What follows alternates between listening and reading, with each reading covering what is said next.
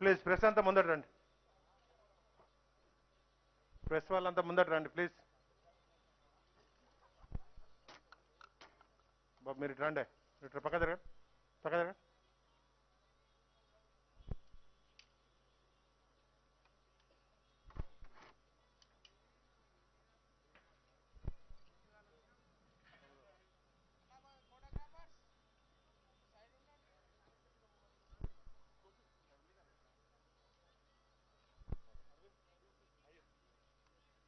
గౌరవ మంత్రులు పెద్దలు, మున్సిపల్ అండ్ ఐటీ ఇండస్ట్రియల్ శాఖ మంత్రులు గౌరవ కేటీ రామారావు గారికి, మరి రాష్ట్ర హోంశాఖ మంత్రులు మహమూద్ అల్ గారు, మరి అదేవిధంగా గౌరవ ప్రిన్సిపల్ సెక్రటరీ ఎంఎన్డిడి అరవింద్ కుమార్ గారు, జిహెచ్ఎంసి కమిషనర్ గౌరవ లోకేష్ కుమార్ గారు, మరి అదేవిధంగా గౌరవ కార్పొరేటర్ సోదరి అరుణ గారు, మరి అదేవిధంగా రామ్కి ఈడి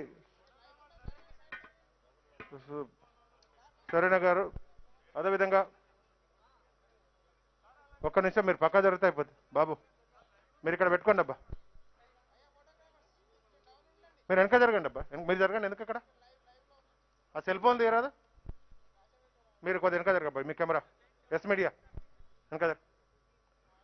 గౌరవ రామ్కి సిఇఓ గౌతమ్ గారు, మరి రామ్కి యాజమాన్యం ఏసీ శానిటేషన్ విశ్వజిత్ గారు, సాయి గారు, మనకు వేదిక మీద ఉన్న గౌరవ పెద్దలందరికీ స్వాగతం. మరి ఈరోజు హైదరాబాద్ నగరానికి ఒక మంచి శుభసూచిక. ప్రతినిత్యం తరతరాలుగా ఎక్కడ ఉన్నా కూడా మరి శానిటేషన్ చెత్త తరలింపు లారీలకు సంబంధించి ఎక్కడ కూడా ఒక సమస్యలాగా మరి చెత్త తరలిస్తున్నప్పుడు కూడా హైదరాబాద్ పురవీధుల్లో, హైదరాబాద్ నగర రోడ్ల మీద అక్కడ మరి ఇలా వందల కొద్ది లారీలు దాదాపు 5 నుంచి 6 వేల టన్నుల చెత్త హైదరాబాద్ నగరంలో తరలిస్తున్నప్పుడు ఎన్నో రకాల ఇబ్బందులు మరి మనకు ప్రజలు కూడా ఫేస్ చేస్తుంటారు. ఆ తరలిస్తున్నప్పుడు కింద పడడం కానీ, ఆ స్మెల్ రావడం కానీ, మరి ఆ వెహికల్స్కు మరి రకరకాల ఇబ్బందులు ఎదుర్కొనే ప్రజలందరికీ కూడా మరి తెలంగాణ ప్రభుత్వం సహకారంతో, గౌరవ ముఖ్యమంత్రి గారి ఆదేశంతో మాకు మున్సిపల్ మంత్రి గారు మరి క్లోజ్డ్ వెహికల్స్ తోటి మాత్రమే హైదరాబాద్ నగరంలో చేయాలని వారు సంవత్సరం నుంచి మరి మాకు సెక్రటరీ గారికి, కమిషనర్ గారికి మాకు టార్గెట్ పెట్టడం, మరి ఏజెన్సీ రామ్కి వారిని కూడా దీనికి వీలైన తొందరగా ఈ క్లోజ్డ్ వెహికల్స్ ఏదైతే మెయిన్ చెత్త మనం తరలిస్తామో హైదరాబాద్ నగర వెలుపలకు జవహర్ నగర్ పోయే ప్రతి వెహికల్ కూడా క్లోజ్డ్ వెహికల్ ఉండాలి. అదేవిధంగా మంచి సోఫిస్టికేట్ ఉండి ప్రజలకు కానీ అక్కడ ట్రాన్స్ఫర్ స్టేషన్స్ ఉన్న కాడ కూడా ఎక్కడ ఇబ్బందులు కావద్దన్న దాంట్లో ఈరోజు మరి వాళ్ళ 2 రకాల కాంపాక్టర్స్ వెహికల్స్ మనం 55 వెహికల్స్ ఇనాగ్రేట్ చేసుకోవడం. అదే కాకుండా హైదరాబాద్ నగరంలో ఇప్పటికీ 17 ట్రాన్స్ఫర్ స్టేషన్స్ ఉన్నాయి. ఆ ట్రాన్స్ఫర్ స్టేషన్ల దగ్గర కూడా స్మెల్ తోటి కొంత ఇబ్బందులు, ఆబ్జెక్షన్స్ ఇవన్నీ కూడా ఉండేది. మరి అక్కడ కూడా ఏ ఇబ్బందులు లేకుండా ఉండడానికి మోడ్రన్ ట్రాన్స్ఫర్ స్టేషన్స్ కట్టమని మరి వాళ్ళ మంత్రి గారి ఆదేశంతో 10 మరి అలా తాత్కాలికంగా అక్కడ చెత్తను తరలిస్తానికి మరి సిటీపీలు మరి కలెక్షన్ ట్రాన్స్పోర్ట్ దాంట్లో కొన్ని 95 ట్రాన్స్ఫర్ స్టేషన్ సంబంధించి మరి టార్గెట్ పెట్టుకొని ముందుకు పోయే దాంట్లో మరి ఇప్పటికే 10 కంప్లీట్ చేసుకున్నాం 27 రోజులలో. అదేవిధంగా మరి పెద్ద ట్రాన్స్ఫర్ స్టేషన్లో 6 మరి ఇలా మోడ్రన్ ట్రాన్స్ఫర్ స్టేషన్లు మనం రెడీ చేసుకోవడం జరిగింది. అవి మరి దేశంలో ఎక్కడ కూడా లేనటువంటి అత్యాధునిక టెక్నాలజీ తోటి అత్యంత నీట్గా మరి ఎట్లాంటి స్మెల్ లేకుండా 24 గంటలు 24/7 నీట్గా మెయింటైన్ చేస్తానికి మరి ఏజెన్సీని కూడా ఆదేశించడం జరిగింది. చుట్టుపక్కల ప్రజలు కానీ, చుట్టుపక్కల హ్యాబిటేషన్ కానీ, కమర్షియల్స్ కానీ, ఎస్టాబ్లిష్మెంట్ ఏది ఉన్నా కూడా ఇబ్బంది తలెత్తకుండా ఉండే విధంగా ఒక మోడ్రన్ ట్రాన్స్ఫర్ స్టేషన్స్ గౌరవ మంత్రి గారి మరి ఆదేశం మేరకు హైదరాబాద్ నగరంలో ఒక వినూతనంగా భారతదేశంలో ఏ నగరంలో చేయనంత మరి అందంగా మరి తీర్చిదిద్దడం జరిగింది. వీటి మెయింటెనెన్స్ కూడా అదేవిధంగా మరి ఏజెన్సీ మెయింటైన్ చేయాలని చెప్పి జిహెచ్ఎంసీ కూడా ఆదేశించడం జరిగింది. దీనికి సంబంధించి పూర్తి మరి ఇంకా టెక్నికల్ డీటెయిల్స్ రామ్కి సిఇఓ గౌతమ్ రెడ్డి గారు 2 నిమిషాలు బ్రీఫ్ ఇవ్వాల్సిందిగా విజ్ఞప్తి.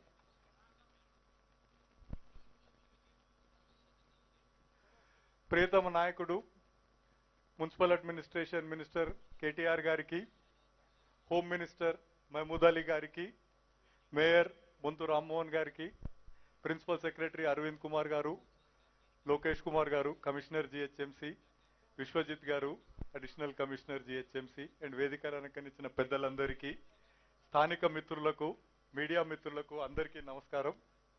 ఈ ట్రాన్స్ఫర్ స్టేషన్లు ఒక సంవత్సరంన్నర క్రితం కేటీఆర్ గారు ఒకసారి కృష్ణకాంత్ పార్కుకు వెళ్ళి అక్కడ వాళ్ళు పడుతున్న ఇబ్బందులు చూసి దీన్ని నేను సాల్వ్ చేయాలని డిసైడ్ చేసుకుని ఒక 6 నెలల తర్వాత మాతో డిస్కషన్ వచ్చినప్పుడు ఈ ట్రాన్స్ఫర్ స్టేషన్లు చాలా ఇబ్బందిగా ఉన్నాయి, వాకర్స్ చాలా ఇబ్బంది పడుతున్నారు, స్థానిక ప్రజలు చాలా ఇబ్బంది పడుతున్నారు, ఇలా డంపింగ్ యార్డ్ లాగా ఉంది కానీ ఇది ట్రాన్స్ఫర్ స్టేషన్ లాగా లేదు, దీన్ని మనము నూతనంగా అభివృద్ధి చేయాలని ఒక ఆలోచనతో చెప్పినప్పుడు ఖచ్చితంగా చేద్దాం సార్. ఈ ట్రాన్స్ఫర్ స్టేషన్లతో పాటు ఈరోజు 17 ట్రాన్స్ఫర్ స్టేషన్లు ఉన్నాయి నగరంలో. స్వచ్ఛ ఆటోలు దాదాపు 4 ట్రిప్పులు 5 ట్రిప్పులు వేయగలిగిన వాళ్ళు 1-2కే లిమిట్ అవుతున్నారు, ఎందుకంటే ట్రాన్స్ఫర్ స్టేషన్లు దూరం ఉన్నాయి. దీన్ని తగ్గించడానికి మంత్రి గారు ఆలోచించి, మేయర్ గారు ఆలోచించి, ప్రిన్సిపల్ సెక్రటరీ గారు వీళ్ళందరూ కలిసి ఒక ప్రతిపాదనకు వచ్చి 90 కలెక్షన్ ట్రాన్స్ఫర్ పాయింట్లుగా మారుద్దాం, 10 ట్రాన్స్ఫర్ స్టేషన్లు చేద్దాం, 17 ట్రాన్స్ఫర్ స్టేషన్లను 10కి తగ్గిద్దాము, లోకలైజ్డ్ కలెక్షన్ ట్రాన్స్పోర్ట్ పాయింట్లను 90కి పెంచి అన్ని అత్యాధునికమైన ట్రాన్స్ఫర్ పాయింట్లు కానీ, ట్రాన్స్ఫర్ స్టేషన్లు కానీ, సెకండరీ కలెక్షన్ పాయింట్లు కానీ వీటిని ఇంప్రూవ్ చేద్దామని చెప్పినప్పుడు మోడర్న్ సిస్టమ్ అంతా డిజైన్ చేసి దానికి కావాల్సిన వెహికల్స్ని ఇప్పుడే మనము లాంచ్ చేసుకుని వచ్చాము ఐమాక్స్ పక్కన. దాని నుంచి ఇక్కడికి వచ్చి ఈ చిన్న ట్రాన్స్ఫర్, ఇది చిన్నది ట్రాన్స్ఫర్ స్టేషన్. మనకు హైదరాబాద్ నగరంలో పెద్ద ట్రాన్స్ఫర్ స్టేషన్స్ అంటే ఇమ్లీబన్, ట్యాంక్ బండ్, ఖైతలాపూర్, కృష్ణకాంత్ పార్క్, రాజేందర్ నగర్, నాగోల్, ఇవి పెద్ద ట్రాన్స్ఫర్ స్టేషన్లు. మనకు ఎక్కువ క్వాంటిటీ వేస్ట్ వస్తాయి, ఇక్కడ తక్కువ క్వాంటిటీ వేస్ట్ వస్తాయి. ఎక్కడున్నా ఎక్కువ ఉంటే completely modernise 2 level transfer station, తక్కువ క్వాంటిటీ ఉంటే సింగిల్ లెవెల్ ట్రాన్స్ఫర్ స్టేషన్. ప్రతిదీ కవర్డ్ షెడ్ కింద చేయాలి. ఎక్కడ వర్షం పడితే చెత్త తడిచిపోవటము, తడిచి మురుగు వాసన రావటం రాకూడదు. ఇలాంటి ఆదేశాలు ప్రిన్సిపల్ సెక్రటరీ గారు, మంత్రి గారు, జిహెచ్ఎంసి మొత్తం మేయర్ గారు అందరు ఇస్తే దాని ప్రకారం డిజైన్ చేసి కవర్డ్ షెడ్స్ కింద క్లోజ్డ్ కంటైనర్స్ లో కంప్లీట్లీ మెకనైజ్ సిస్టమ్. స్వచ్ఛ ఆటో వచ్చి ఇప్పుడు మీరు చూసిన ఆ ట్రేలో వేస్ట్ డంప్ చేస్తే అక్కడి నుంచి మొత్తం ఆటోమేటిక్గా ఆ ట్రేనే దాంట్లోకి లోడ్ చేసుకోవటం, దాన్ని కాంపాక్ట్ చేసుకోవటం. హుక్ అండ్ లిఫ్ట్ వెహికల్ ఇక్కడ మీకు కనిపిస్తుంది, ఆ వెహికల్లో ఉన్న హుక్ వచ్చి ఆ కంటైనర్ పట్టుకొని పైకి తీసుకెళ్లటం, డైరెక్ట్ జవహర్ నగర్కి వెళ్ళిపోవటం. ఇది ఆల్మోస్ట్ ఈ రోజు రేపటి నుంచే దీన్ని స్టార్ట్ చేసి నగరంలో ఉన్న ఈ ఓపెన్ టిప్పర్లు తీసుకెళ్లే వేస్ట్ వల్ల వచ్చే దుర్గంధము, వాసన, లీచేట్ నుంచి ఈ నగరానికి విముక్తి జరుగుతుంది. 1-2 నెలల్లో పూర్తి స్థాయి ట్రాన్స్ఫర్మేషన్ జరిగి 2 నెలల్లో మీరు కంప్లీట్ గా అసలు ఆ ఓపెన్ టిప్పర్లు ఇక్కడ ప్రయాణించే పరిస్థితి లేకుండా కంప్లీట్ క్లోజ్డ్ కంటైనర్ సిస్టమ్ 2 నెలల్లో వస్తుందని నాకు గట్టి నమ్మకం ఉంది. ఇటువంటి progressive bureaucracy, progressive political setup ఉంటే ఎంత అభివృద్ధి అయినా చేయొచ్చు అన్న కాన్ఫిడెన్స్ నాకు ఉంది. అండ్ తప్పకుండా చేస్తానని మాటిస్తూ సెలవు తీసుకుంటున్నాను. ఇప్పుడు గౌరవ పెద్దలు రాష్ట్ర హోంశాఖ మంత్రులు మహమూద్ అలీ గారు మాట్లాడవలసింది విజ్ఞప్తి. థ్యాంక్ యూ అన్న. మరి ఇప్పుడు గౌరవ మంత్రివర్యులు మీ విజన్ ప్రకారం హైదరాబాద్ నగరాన్ని ఒక గ్లోబల్ సిటీగా మరి తీర్చిదిద్దే కార్యక్రమంలో మరి దాని స్టాండర్డ్స్ తగ్గట్టుగా మరి ఈరోజు క్లోజ్డ్ వెహికల్స్లో మరి హైదరాబాద్లో చెత్త అయినా కూడా మామూలు వెహికల్స్ కన్నా మరి వాళ్ళ ఒక మోడర్న్ వెహికల్లో చేయడానికి, మోడర్న్ ట్రాన్స్పోర్ట్ స్టేషన్స్ కానీ వెహికల్స్ కానీ మీ ఆదేశం ప్రకారం ఇంతే స్టాండర్డ్ తోటి ఇంకా పెంచుకుంటూ ముందు పోతామని హామీ ఇస్తూ గౌరవ మంత్రి కేటీఆర్ గారిని మాట్లాడాల్సిన విజ్ఞప్తి.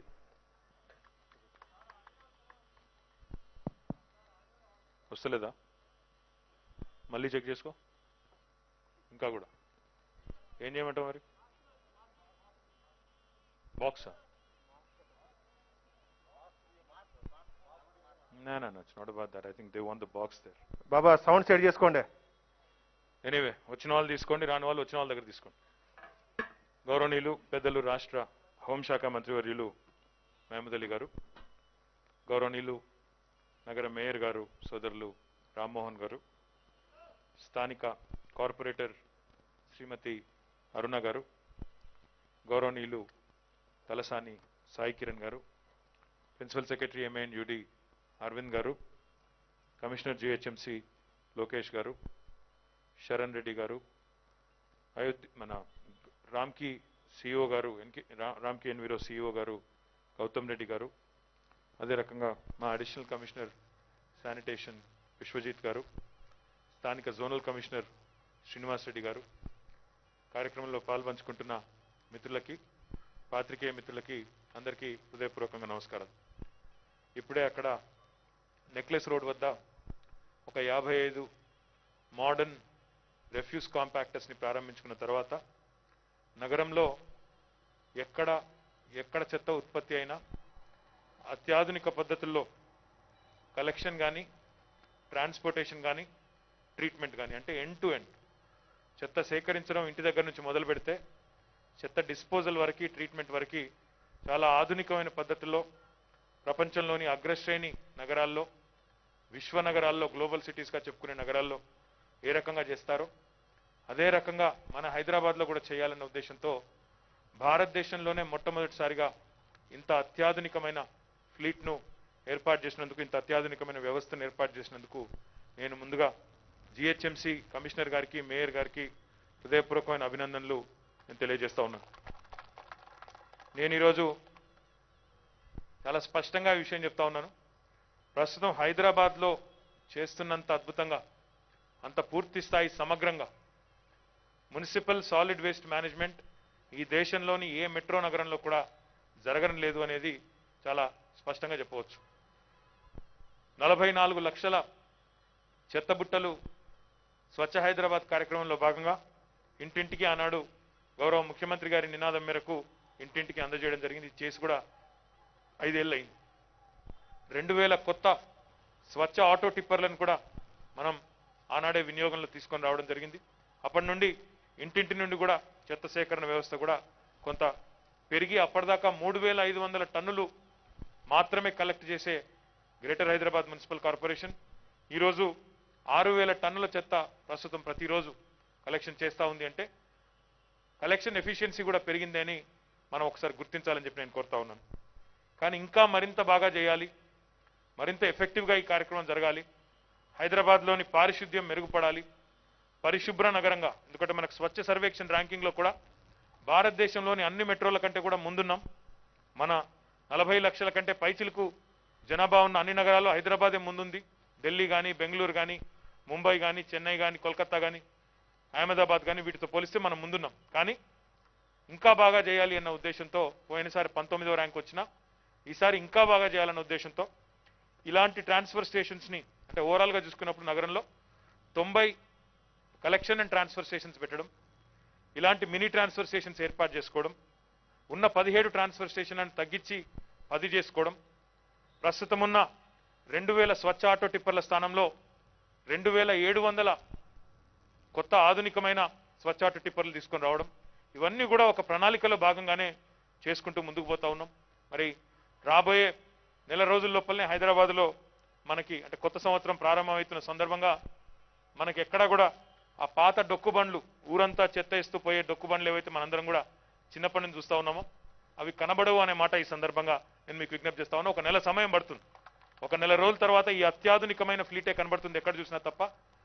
నెల రోజుల తర్వాత మాత్రం హైదరాబాద్లో 2 డంపర్ బిన్లను పెట్టుకొని ఊరంతా చెత్త జల్లుతూ పోయే, వెనకాల ఎవరైనా బండి మీద నడుస్తూ వస్తే, బండి మీద నడుపుకుంటూ వస్తుంటే వాళ్ళకి ఇబ్బంది ఏ విధంగా ఉండే వాహనాలు ఏవైతే ఉండేనో అవన్నింటినీ కూడా తొలగిస్తాము. కొత్త సంవత్సరంలో అవి కనబడవు అనే మాట కూడా ఈ సందర్భంగా నేను మీకు విజ్ఞప్తి చేస్తా ఉన్నాను. ఈ ట్రాన్స్ఫర్ స్టేషన్స్ కూడా వీటిని డీసెంట్రలైజ్ చేయడం వల్ల, వికేంద్రీకరించడం వల్ల హైదరాబాద్లో 150 డివిజన్లు ఉంటే మనం దాదాపు 90 ఇట్లాంటి సెంటర్లు పెట్టడం వల్ల వచ్చే లాభం ఏంటంటే, స్వచ్ఛ ఆటో వాళ్ళు ఈరోజు ఇళ్ల దగ్గర నుండి చెత్త సేకరిస్తున్నారు. కానీ ట్రాన్స్ఫర్ స్టేషన్ దూరంగా ఉండడం వల్ల, కేవలం 17 ఉండడం వల్ల, 10 డివిజన్లకు దాదాపుగా ఒకటి ఉండడం వల్ల వాళ్ళు అక్కడ దాకా పోకుండా ఎక్కడ పడితే అక్కడ పారేసిపోతా ఉన్నారు. అట్లా కాకుండా వీటిని వికేంద్రీకరించడం వల్ల, 90 కలెక్షన్ అండ్ ట్రాన్స్ఫర్ పాయింట్లు పెట్టడం వల్ల డెఫినెట్గా వాళ్ళకి దూరభారం కూడా తగ్గి ఎక్కడి వారు అక్కడ వచ్చి మరి ఈ కలెక్షన్ అండ్ ట్రాన్స్ఫర్ స్టేషన్స్ని సద్వినియోగం చేసుకునే అవకాశం ఉంటుంది. దాంతోపాటు ఇక్కడ హ్యూమన్ ఇంటర్వెన్షన్ లేదు. ఇప్పుడే మీరు చూశారు, ఇందులో డైరెక్ట్గా ఆటో వచ్చి, ఆటో టిప్పర్ వచ్చి అందులోకి లోడ్ చేస్తే మళ్ళీ ఆ కాంపాక్టర్ ఆటోమేటిక్గా దాన్ని లోడ్ చేసుకొని లోపల కాంపాక్టింగ్, తర్వాత అందులో ఏమైనా లిషెట్ ఉంటే, లిషెట్ అంటే మురికి నీరు కూడా ఉంటే దానికి కూడా కలెక్షన్ కోసం వేరే వ్యవస్థ కూడా ఏర్పాటు చేశారు. తద్వారా ఈ క్లోజ్డ్ స్పేస్లో చేయడం వల్ల చుట్టుపక్కల నివసించే ప్రజలకు ఇబ్బంది లేదు, స్వచ్ఛ ఆటో డ్రైవర్లకు ఇబ్బంది లేదు, ఇక్కడ పనిచేసే వారికి ఇబ్బంది లేదు. నగరంలో ఎక్కడ పడితే అక్కడ చెత్త పారేయకుండా ఎక్కడికక్కడ ఈ కలెక్షన్ అండ్ ట్రాన్స్ఫర్ పాయింట్లు చాలా అద్భుతంగా పనిచేస్తాయని చెప్పి రామ్కీ సంస్థ వారు చెప్పడం, వారి ప్రతిపాదించిన వెంటనే జిహెచ్ఎంసీ వారు ఆమోదించి ఈ రోజు వినియోగంలో తీసుకొని రావడం జరిగింది. చాలా సంతోషం. హైదరాబాద్ విశ్వనగరంగా ఎదగాలి అన్నప్పుడు అన్ని రకాల వ్యవస్థల్లో కూడా అంటే అత్యాధునికమైన రోడ్లు ఉండాలి, అత్యాధునికమైన నిన్న మనం ప్రారంభించుకున్న కమాండ్ కంట్రోల్ సెంటర్ లాంటి వ్యవస్థలు ఉండాలి, నేరం జరగకూడదు, జరిగిన వెంటనే పసిగట్టే యంత్రాంగం ఉండాలి. వాటితో పాటు అన్ని రంగాల్లో కూడా అంటే అది సాలిడ్ వేస్ట్ మేనేజ్మెంట్ కావచ్చు, లిక్విడ్ కావచ్చు, మొన్ననే మనం construction and demolition waste management సంబంధించి కూడా ఒక ప్లాంట్ జీడిమెట్లలో ప్రారంభించుకున్నాం. ఇంకోటి జనవరిలో పత్తులగూడలో కూడా ప్రారంభించుకోబోతా ఉన్నాం. అంటే ఇట్లా అన్ని రకాల వ్యర్థాలకు సంబంధించి కూడా అత్యాధునికమైన వ్యవస్థను ఏర్పాటు చేసి పారిశుద్ధ్యం మీద ప్రత్యేకమైన దృష్టి పెట్టి గౌరవ ముఖ్యమంత్రి గారు ఏదైతే స్వచ్ఛ హైదరాబాద్ అని పిలిపించారో, స్వచ్ఛ తెలంగాణ అని పిలిపించారో దానికి అనుగుణంగా హైదరాబాద్లో ఈ కార్యక్రమం, పట్టణాల్లో పట్టణ ప్రగతి, పల్లెల్లో పల్లె ప్రగతి పేరిట ఈరోజు పారిశుద్ధ్యానికి పెద్దపీట వేసింది తెలంగాణ ప్రభుత్వం, గౌరవ ముఖ్యమంత్రి కేసీఆర్ గారి నాయకత్వంలో అని చెప్పి ఈ సందర్భంగా నేను మీకు విజ్ఞప్తి చేస్తా ఉన్నాను. మరి ఈరోజు ఈ కార్యక్రమాన్ని బ్రహ్మాండంగా అంటే కేవలం ఇక్కడే కాదు నగరం మొత్తం కూడా వీటిని విస్తరించి చాలా సవ్యంగా పారిశుద్ధ్యాన్ని మెరుగ్గా ప్రజల ఆరోగ్యాలు కాపాడే విధంగా, ఎందుకంటే కరోనా వచ్చిన తర్వాత అందరికీ కూడా ప్రజారోగ్యం పట్ల విపరీతమైన కాన్సన్ట్రేషన్ ఏకాగ్రత పెరిగింది. కాబట్టి ఆ దిశగా పారిశుద్ధ్యాన్ని కూడా మెరుగ్గా నిర్వహించాలనే ఒక ఆలోచనతో జిహెచ్ఎంసీ ముందుకొచ్చి ఈ కార్యక్రమాన్ని చేసినందుకు హృదయపూర్వకమైన అభినందనలు. భారతదేశంలోని ఏ నగరానికి లేని వ్యవస్థని మనకు అందించిన రామ్కీ సంస్థ కూడా ఈ సందర్భంగా హృదయపూర్వకంగా ధన్యవాదాలు తెలియజేస్తూ మరి ఇక్కడికి విచ్చేసిన మిత్రులందరికీ కూడా మళ్ళొకసారి ధన్యవాదాలు. Thank you. జై తెలంగాణ, జై హింద్. ఓకే, థ్యాంక్ యూ అందరికి కూడా. మరి రామ్కి వారికి కూడా ధన్యవాదాలు. మిగతా కూడా త్వరతగతిన పూర్తి చేయాలని విజ్ఞప్తి. జై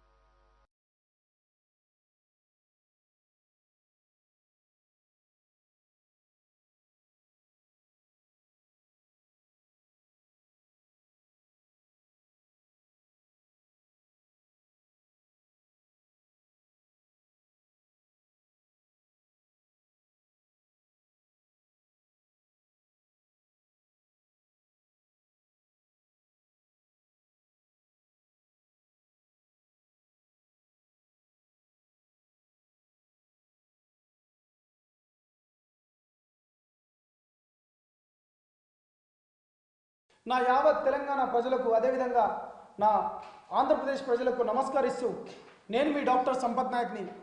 ఉద్యమానికి పుట్టకనే ఉంటుంది, ఉద్యమానికి చావు అనేది ఎప్పటికీ ఉండదు.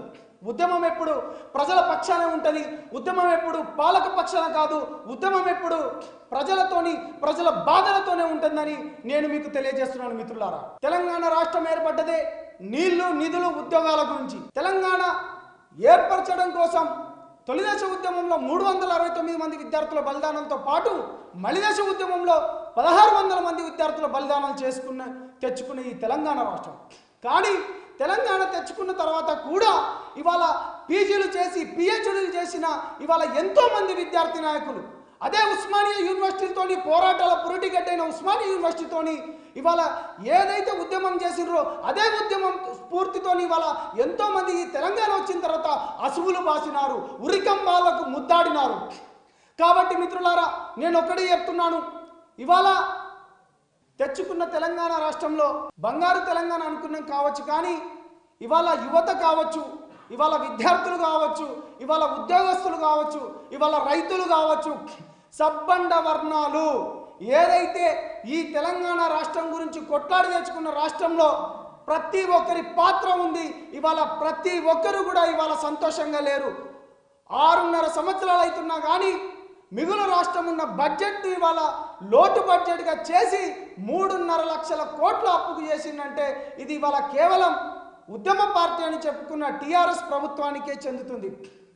కాబట్టి మిత్రులారా, కొన్ని కోట్ల రూపాయలు, కొన్ని కోట్ల సంపద ఉండి కూడా తనకు సంతోషం లేకుండా ఇవాళ ప్రజల మధ్యనే ఉంటానంటూ, ప్రజల కోసమే ఉంటానంటూ వచ్చిన ఇదే తెలంగాణ గడ్డపై జనసేన పార్టీ పెట్టిన శ్రీ పవన్ కళ్యాణ్ గారి ఆశయాల మేరకు ఏదైతే ఈ తెలంగాణ ప్రజలు మనం అనుకున్నాం, మన నీళ్లు మన నిధులు మన ఉద్యోగాల గురించి మేము జనసేన విద్యార్థి విభాగ అధ్యక్షునిగా ఏదైతే నన్ను ఎన్నుకున్నారో శ్రీ పవన్ కళ్యాణ్ గారి ఆశయాల మేరకు వాళ్ళ నమ్మకాన్ని ఎప్పుడు వమ్ము చేయనంటూ తెలియజేస్తూ ఏదైతే ఈ అవకాశాన్ని ఇచ్చిన తెలంగాణ ఇన్ఛార్జ్ శ్రీ నేమూరి శంకర్ గౌడ్ గారికి, అదేవిధంగా మహేందర్ రెడ్డి గారికి, అదేవిధంగా అర్హం ఖాన్ గారికి, అదేవిధంగా రామ్ తల్లూరి గారికి, అదేవిధంగా రామారావు గారికి నమస్కారాలు తెలియజేస్తూ ఇప్పటి నుంచి మా గొంతు ప్రజల గొంతు, ఇప్పటి నుంచి మీ బాధలతోని మా గొంతు ఎప్పటికీ లేస్తూనే ఉంటాం,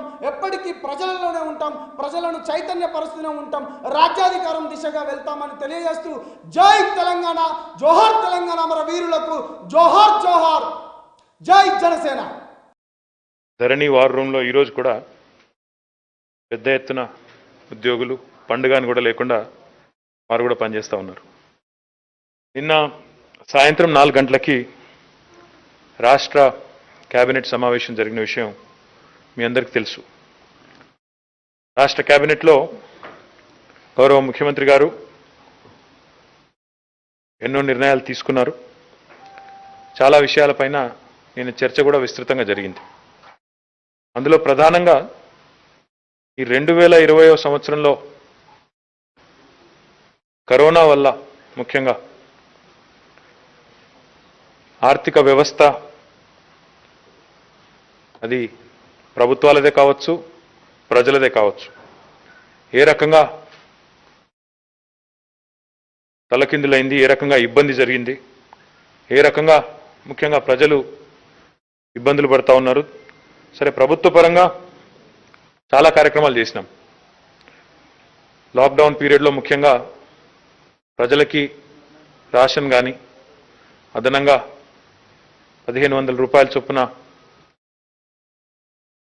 4 నెలల పాటు ఇవ్వడం, ఫ్రంట్ లైన్ వారియర్స్కి పెద్ద ఎత్తున సపోర్ట్ చేయడం, ఇన్ఫ్యాక్ట్ కార్డు లేని వాళ్ళకు కూడా బియ్యం, మైగ్రెంట్ వర్కర్స్ అనండి, గెస్ట్ వర్కర్స్ అనండి, వారికి కూడా పెద్ద ఎత్తున సాయం చేయడం జరిగింది. మరి ఇప్పుడిప్పుడే పరిస్థితులు కుదుటపడుతున్న పరిస్థితి, కరోనా నియంత్రణలో కూడా తెలంగాణ ప్రభుత్వం చాలా బాగా పనిచేస్తుందంటూ ఈరోజు మేం చెప్పుకోవడం కాదు, స్వయాన మన కేంద్ర మంత్రి హర్షవర్ధన్ గారు కూడా చెప్పిన విషయం మీకు తెలుసు. అయినప్పటికీ ఈ సంవత్సరం చూస్తే మొత్తం కొంత సంక్షుభితంగా, అంటే ప్రజల పరంగా ఆలోచించినప్పుడు, డెఫినెట్గా వారి ఆర్థిక వ్యవస్థ పరంగా ఆలోచించినప్పుడు కొంత ఇబ్బందికరంగా ఉందన్న విషయాన్ని గౌరవ మంత్రివర్యులు చాలామంది, నిన్న ఒకరు కాదు అందరూ కూడా యునానిమస్గా ముఖ్యమంత్రి గారికి చెప్పింది ప్రజలకు ఇంకా అయినా హెల్ప్ చేస్తే బాగుంటుంది, ఎందుకంటే ఈ సంవత్సరం నిజంగా కూడా అందరి పరిస్థితి బాగాలేదు కాబట్టి ఇంకా ఏమైనా చేస్తే బాగుంటుంది అని చెప్పి నిన్న వారు మంత్రివర్యులందరూ కూడా ముఖ్యమంత్రి గారికి విజ్ఞప్తి చేయడం జరిగింది.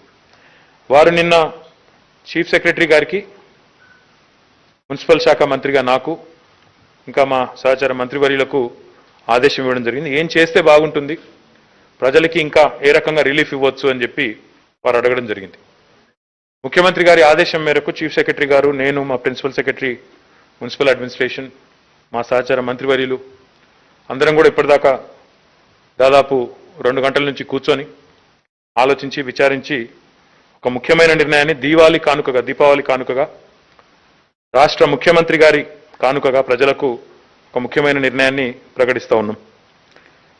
ఈ సంవత్సరం 2020-21 సంవత్సరానికి గాను మొత్తం రాష్ట్ర వ్యాప్తంగా చూసుకున్నట్టయితే ఇటు హైదరాబాద్లో కానీ రాష్ట్ర వ్యాప్తంగా ఉండే పట్టణాల్లో కానీ ప్రతి సంవత్సరం మేము ఆదాయపు పన్ను, ఇంటి పన్ను, ఆదాయపు పన్ను కాదు, ఇంటి పన్ను, ప్రాపర్టీ ట్యాక్స్, ఆస్తి పన్ను, మన్నించాలి, ఆస్తి పన్ను, ప్రాపర్టీ ట్యాక్స్ ఏదైతే వసూలు చేస్తామో దానిలో ప్రజలకు కొంత రిలీఫ్ ఇవ్వాలని నిర్ణయం తీసుకున్నాం. ముఖ్యంగా జిహెచ్ఎంసీ పరిధిలో 15,000 రూపాయల వరకు ఎవరైతే ఆస్తి పన్ను కట్టిన ఇంటి యజమానులు, ఓన్లీ డొమెస్టిక్ ఉన్నారో వారికి 50% రాయితీనిస్తూ, అదే రకంగా ఇతర పట్టణాల్లో రాష్ట్ర వ్యాప్తంగా ఇంకా 140 పట్టణాలు ఉన్నాయి జిహెచ్ఎంసీ కాకుండా, అక్కడ కూడా 10,000 రూపాయల వరకు రిలీఫ్ ఇస్తూ 50% రిలీఫ్ ఇస్తూ నిర్ణయం తీసుకున్నాం. దీనివల్ల ఒకసారి చూస్తే జిహెచ్ఎంసీలో ఎంతమందికి లాభం జరుగుతుంది అంటే 13,72,000 కుటుంబాలకు దీనివల్ల ప్రయోజనం ఉనగూరుతుంది. 196 కోట్ల 48 లక్షల రూపాయలు ప్రభుత్వం భారాన్ని భరించాల్సి వస్తుంది. 196.48. ఇతర మున్సిపాలిటీస్ తీసుకుంటే 17,68,000 కుటుంబాలకు లాభం జరుగుతుంది. 130 కోట్ల రిలీఫ్ వారికి లభిస్తుంది. మొత్తం చూసినట్టయితే రాష్ట్ర వ్యాప్తంగా 31,40,000 కుటుంబాలకి ఈ ఆస్తి పన్నులో 326,48,00,000 రిలీఫ్ ఈ నిర్ణయం వల్ల జరుగుతుంది. దీనివల్ల ఈ దీపావళి రోజు వారి కుటుంబంలో కొంత సంతోషం వారికి ఉంటుందని చెప్పి ఆశిస్తూ, ఒకవేళ ఎవరైనా ఇప్పటికే ఈ సంవత్సరం కట్టి ఉంటే పన్ను, వారికి నెక్స్ట్ ఇయర్లో ఈ 50% ఏదైతే వేవర్ ఇస్తున్నామో దాన్ని నెక్స్ట్ ఇయర్లో అడ్జస్ట్ చేసుకుంటాం.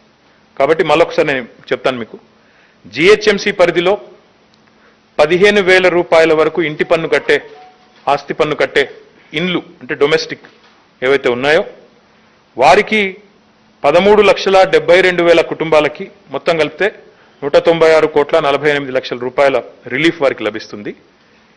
రాష్ట్రంలోని మిగతా 140 మున్సిపాలిటీల్లో 17,68,000 కుటుంబాలకి 10,000 వరకు ఎవరైతే ఇంటి పన్ను కడుతున్నారో వారికి 50% రిలీఫ్ ఇస్తే ఒక 130 కోట్లు, మొత్తం కలిపితే 31,40,000 కుటుంబాలకి మొత్తం 326,48,00,000 రూపాయల ప్రయోజనం ఒనగూరుతుంది. ఇది చాలా పెద్ద నిర్ణయం. లెట్ మీ కంప్లీట్ తర్వాత మీరు క్వశ్చన్స్ అడగవచ్చు, నో ప్రాబ్లం. బట్ ఓవరాల్గా చూసుకున్నప్పుడు ఇన్ని లక్షల కుటుంబాలకు ప్రయోజనం చేకూరుస్తూ రాష్ట్ర ముఖ్యమంత్రి గారు తీసుకున్న నిర్ణయాన్ని మున్సిపల్ మంత్రిగా నేను, మా సహచర మంత్రివర్యులు వారికి హృదయపూర్వకమైన అభినందనలు, ధన్యవాదాలు కూడా ప్రజల పక్షాన తెలియజేస్తా ఉన్నాను. మళ్ళీ నేను చెప్తా ఉన్నాను, ఇదివరకు ఎవరైనా కట్టి ఉంటే, ఆల్రెడీ 100% కట్టిన వాళ్ళు ఉంటే వారికి 50% రిలీఫ్ ఇస్తున్నాం కాబట్టి నెక్స్ట్ ఇయర్ ఏదైతే ఇంటి పన్ను ఉంటుందో అందులో అడ్జస్ట్మెంట్ చేసుకోవచ్చు, అక్కడ it will be adjusted there. The second thing I wanted to announce, మీకు తెలుసు మొన్న హైదరాబాద్ కానీ దాని చుట్టుపక్కల ఉన్న ఒక 15 పట్టణాల్లో కుంభవృష్టిగా కురిసిన వాన వల్ల, 100 ఏళ్లలో ఎన్నడూ పడని వాన వల్ల లక్షలాది మంది ప్రజలు ఇబ్బంది పడ్డారు, లక్షలాది మంది ప్రజలు అసౌకర్యానికి గురైనారు. వారి పరిస్థితిని గమనించిన తర్వాత ముఖ్యంగా మేము మా సహచార మంత్రివర్యులందరం కూడా ఫీల్డ్లోనే ఉన్నాం. ఎవరో ఎక్కడా ఇండ్లలో కూర్చోలేదు, ఎవరో ఎక్కడా కూడా దాక్కోలేదు. ప్రజలు కష్టాల్లో ఉన్నప్పుడు వారి మధ్యలో ఉండాలన్న ఉద్దేశంతో అందరం కూడా 100 కాలనీలు అందరం కూడా పర్యటించినాం. మంత్రులు కానీ, ఎమ్మెల్యేలు కానీ, కార్పొరేటర్స్ కానీ 100 కాలనీల్లో స్వయంగా మోకాళ్ళ నీళ్ళలో తిరిగినాం. ఆ సమయంలో కనబడ్డ దృశ్యాలు, ఇళ్లలోకి నీళ్లు వచ్చి 4 ఫీట్ల 5 ఫీట్ల నీళ్లు వచ్చి మంచాలు తేలాడే పరిస్థితి, ఫ్రిడ్జ్లు రిఫ్రిజిరేటర్లతో సహా అన్ని పాడైపోయిన పరిస్థితి, ఇవన్నీ కూడా చూసి ముఖ్యంగా నిత్యావసర వస్తువులు కూడా బియ్యం కానీ, పప్పు కానీ, ఉప్పు కానీ మొత్తం కొట్టుకొని పోయిన పరిస్థితి. ఇది చూసి ముఖ్యమంత్రి గారు కూడా మీ ప్రసార మాధ్యమాల్లో చూసి చలించిపోయి చరిత్రలో ఎన్నడూ పడనంత అసాధారణ వర్షం పడితే అంతే స్థాయిలో అంతే తీవ్రంగా స్పందించి మమ్మల్ని ఎవరు అడగలేదు, ప్రతిపక్షాలు డిమాండ్ చేయలేదు, ప్రజలు డిమాండ్ చేయలేదు మమ్మల్ని. అయినప్పటికీ అసాధారణ వర్షానికి అసాధారణ స్థాయిలోనే స్పందించి ఒక మనసున్న ముఖ్యమంత్రిగా 10,000 రూపాయల చొప్పున వెంటనే instant flood relief CM relief కింద ముఖ్యమంత్రి గారు నేరుగా సీఎం రిలీఫ్ నుండే, సీఎం రిలీఫ్ ఫండ్ నుండే 550 కోట్ల రూపాయలు మంజూరు చేసిన విషయం మీకు తెలుసు. అందులో భాగంగా ఈ రోజు వరకు, ఈ నిమిషాన్ని వరకు టిల్ టుడే 4,75,871 కుటుంబాలకు గాను ఇప్పటికే 475 కోట్ల పైచిలకు రూపాయలను మనం అందరికీ కూడా రిలీఫ్ రూపంలో, సీఎం రిలీఫ్ రూపంలో అందించడం జరిగింది. I congratulate the chief secretary and principal secretary municipal administration. వారు దసరా, దీపావళి పండుగలు ప్రజలు బాగా చేసుకోవాలని ముఖ్యమంత్రి గారు ఏదైతే అన్నారో, పండుగ పూటనన్నా సంతోషంగా ఉండాలి ప్రజలు అనేది ఏదైతే ముఖ్యమంత్రి గారు అన్నారో, దసరా ముందైతే ఒకటే రోజు 920 టీమ్స్ పెట్టి ఇటు జిహెచ్ఎంసీలో పక్కన ఉన్న ఒక 15-20 మున్సిపాలిటీలు ఎక్కడైతే వర్షం వల్ల ఇబ్బంది పడ్డ ప్రాంతాలు ఉన్నాయో, పీర్జాదిగూడ కానీ, బోడుప్పల్ కానీ, బడంగ్పేట్ కానీ, మీర్పేట్ కానీ, ఇట్లా చుట్టుపక్కల ఉన్న మున్సిపాలిటీల్లో కూడా, కొంపల్లి కానీ, హైదరాబాద్ కానీ 920 టీమ్స్ పెట్టి ఏకకాలంలో ఒకటే రోజు 1,00,000 కుటుంబాలకు సాయం అందించిన ఘనత కూడా బహుశా భారతదేశ చరిత్రలో ఏ ప్రభుత్వానికి లేదు. ఇంకోటి, ఆ సమయంలో మీరు గుర్తుపెట్టుకోవాల్సింది, ఒకవైపు వర్షం పడుతుంది, ఇంకా ఇంకో 2-3 డేస్ రెయిన్ ప్రెడిక్షన్ ఉంది. అయినప్పటికీ ఒకవైపు వర్షం ఆగకముందే వరద సాయం ప్రారంభించిన ఘనత కూడా తెలంగాణ ప్రభుత్వానికి, గౌరవ ముఖ్యమంత్రి కేసీఆర్ గారికే దక్కుతుంది. అందులో భాగంగా 550 కోట్లలో ఒక 50 కోట్లు ఇన్స్టెంట్ రిపేర్స్, ఇంకా ఇతరత్ర డ్యామేజెస్కి వాడుకోండి, మిగతా 500 కోట్లు నష్టపోయిన ప్రజలకు వాడుకోండి, వారికి వెంటనే రిలీఫ్ అందించండి అని ముఖ్యమంత్రి గారు చెప్తే ఇప్పటి వరకు 4,75,871 కుటుంబాలకు అసాధారణ స్థాయిలో చరిత్రలో ఎన్నడూ లేని విధంగా 10,000 రూపాయల చొప్పున అందరికీ కూడా రిలీఫ్ ఇవ్వడం జరిగింది. అయితే అక్కడ ఇక్కడ సరే, ఇప్పుడు పొలిటికల్గా అక్కడ ఇక్కడ ఎవరో గొడవ చేసేవాళ్ళు, రాద్ధాంతం చేసేవాళ్ళు ఎప్పుడూ ఉంటారు, దాన్ని మేము పట్టించుకోం. కానీ కొంతమంది జెన్యూన్ ఎలిజిబుల్గా ఉండి, జెన్యూన్గా ఉండి నష్టం జరిగిన వాళ్ళు, వారికి మాకు లాభం, మాకు ఇంతవరకు మాకు రిలీఫ్ రాలేదు అనే వాళ్ళు ఎవరైనా ఉంటే వారి కోసం ఈరోజు ఒక కొత్త కార్యక్రమాన్ని కూడా ప్రారంభిస్తూ ఉన్నాం. మీ సేవ ఏదైతే సెంటర్లు ఉన్నాయో, రాష్ట్ర వ్యాప్తంగా మీ సేవా సెంటర్లు చాలా ఉన్న విషయం మీకు తెలుసు. హైదరాబాద్లోనే వందలాదిగా సెంటర్లు ఉన్న విషయం కూడా మీకు తెలుసు. మీ సేవలో ఈరోజే ఒక కొత్త అప్లికేషన్ కూడా మేము స్టార్ట్ చేశాం. ఆల్రెడీ మీ సేవకు చీఫ్ సెక్రటరీ గారు పిలిచారు, ఆదేశం ఇచ్చారు, వాళ్ళకి ట్రైనింగ్ కూడా ఇచ్చినారు. ఎవరైనా ఎలిజిబుల్ ఉండి వారికి ఇంతవరకు సహాయం లభించలేదు అనేవారు ఉంటే వారు వెంటనే మీ సేవలో వారి పేరు, వారి ఇంటి నంబరు, లొకాలిటీ ఎక్కడ, mobile number, Aadhaar number, pin code, ఇవి ఇచ్చే సింపుల్ అప్లికేషన్ ఫామ్, ఇందులో ఏం కాంప్లికేటెడ్ లేదు. ఇది ఇచ్చినట్టయితే ఆ వివరాలను వెంటనే అధికారులు తీసుకొని క్షేత్రస్థాయిలో పరిశీలించి, ఒకవేళ మీరు బ్యాంక్ అకౌంట్ కూడా ఇవ్వగలిగితే మీరు మళ్ళీ తిరగాల్సిన అవసరం కూడా లేకుండా మీ బ్యాంక్ అకౌంట్లోనే డబ్బులు జమ చేసే బాధ్యత మాది. దయచేసి ఈ విషయంలో ఎలాంటి కన్ఫ్యూజన్ కూడా ఎవరికి కూడా అవసరం లేదు. ఎందుకు అంటే గవర్నమెంట్ ఇస్ కమిటెడ్. ఇంత 550 కోట్లు ఖర్చు పెట్టిన గవర్నమెంట్ అవసరమైతే ఇంకో 100 కోట్లో, ఇంకో 60-70 కోట్లు ఖర్చు పెట్టడానికి వెనుకాడదు.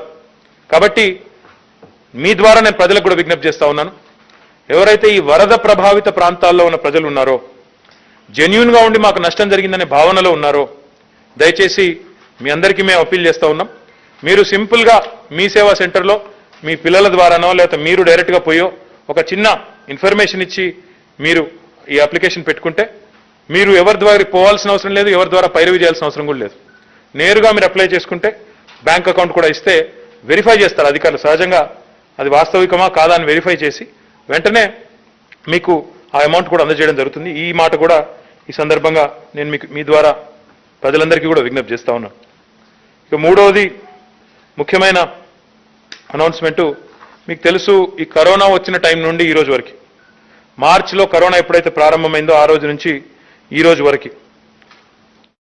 గౌరవ ముఖ్యమంత్రి గారి నేతృత్వంలో బ్రహ్మాండంగా హైదరాబాద్ నగరంలో ముఖ్యంగా అటు హెల్త్ వర్కర్స్ కానీ ఇటు మా శానిటేషన్ వర్కర్స్ కానీ పెద్ద ఎత్తున వారి కుటుంబ సభ్యులు వారిస్తున్నా వినకుండా బ్రహ్మాండంగా ముందుకు వచ్చి వారు సేవలు అందిస్తూ ఉన్నారు. ఈరోజు హైదరాబాద్ పట్టణం మిగతా పట్టణాలతో పోలిస్తే మెరుగ్గా ఉంది అంటే అటు బాంబే కానీ బెంగళూరు కానీ చెన్నై కానీ కేసుల తీవ్రత చాలా తగ్గింది హైదరాబాద్లో. మీకు తెలుసు, నాకు తెలుసు. చాలా జరుగుతూ ఉంది, పటుత్వంతో పని జరుగుతూ ఉందంటే దానికి ప్రధానమైన కారణం జిహెచ్ఎంసీ యొక్క శానిటేషన్ వర్కర్స్.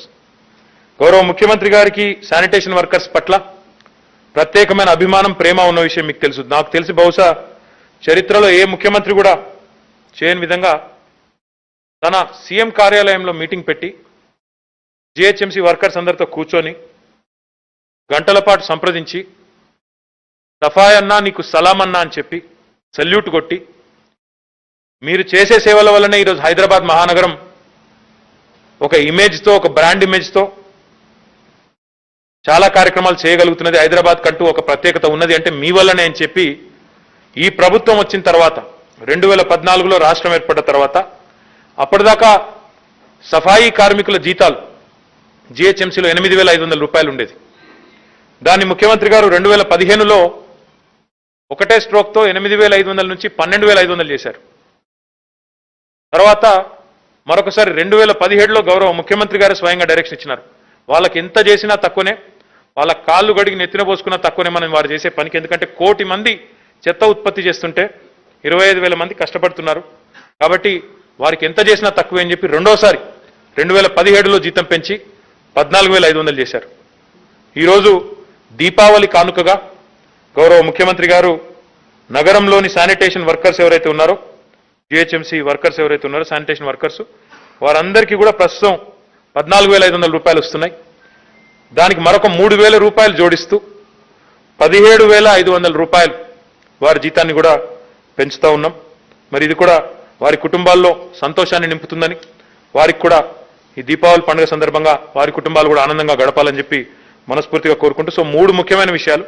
ఒకటి, రాష్ట్రంలోని 31,40,000 కుటుంబాలకు ఆనందాన్ని కలిగిస్తూ 326,48,00,000 రూపాయల ఇంటి పన్ను 50% రిలీఫ్ వల్ల ఈ డబ్బు ప్రభుత్వం మీద అదనంగా పడుతుంది, వారికి రిలీఫ్ వస్తుంది.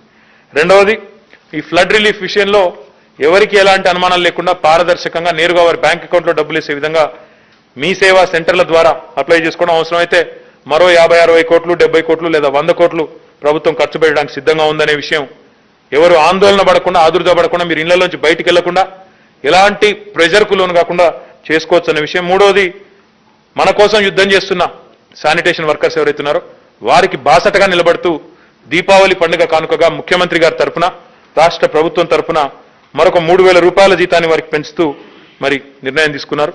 వీటన్నింటి పట్ల గౌరవ ముఖ్యమంత్రి గారికి ప్రత్యేకంగా నేను నా తరఫున, మా సహచర మంత్రివర్యుల తరఫున హృదయపూర్వకమైన ధన్యవాదాలు తెలియజేస్తూ మీ అందరికీ మళ్ళొక్కసారి దీపావళి శుభాకాంక్షలు. ఏమైనా ప్రశ్నలు ఉంటే మీరు అడగచ్చు.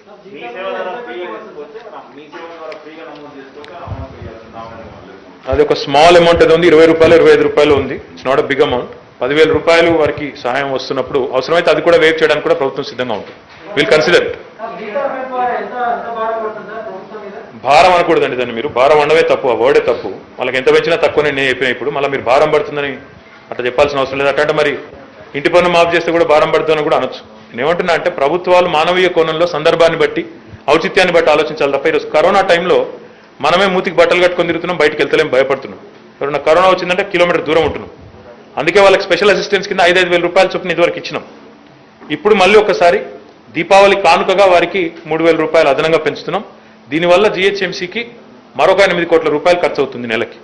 I don't think it's a big amount considering the kind of work they put in for us.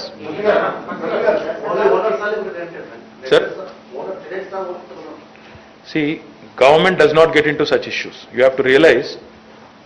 GVMC వారి ఆధ్వర్యంలో ఈ యొక్క వాకథాన్ కార్యక్రమాన్ని ప్రజలను ఉత్తేజపరిచేటటువంటి ప్రయత్నంలో భాగంగా, ప్రజలను ఎన్లైటన్మెంట్ చేసేటటువంటి దాంట్లో భాగంగా ఈ యొక్క వాకథాన్ కార్యక్రమాన్ని ప్రారంభించడం జరిగింది. దీంట్లో ముఖ్య ఉద్దేశం విశాఖపట్నాన్ని స్వచ్ఛ విశాఖపట్నంగా, గ్రీన్ విశాఖపట్నంగా, పచ్చదనాన్ని పెంపొందించేట్టుగా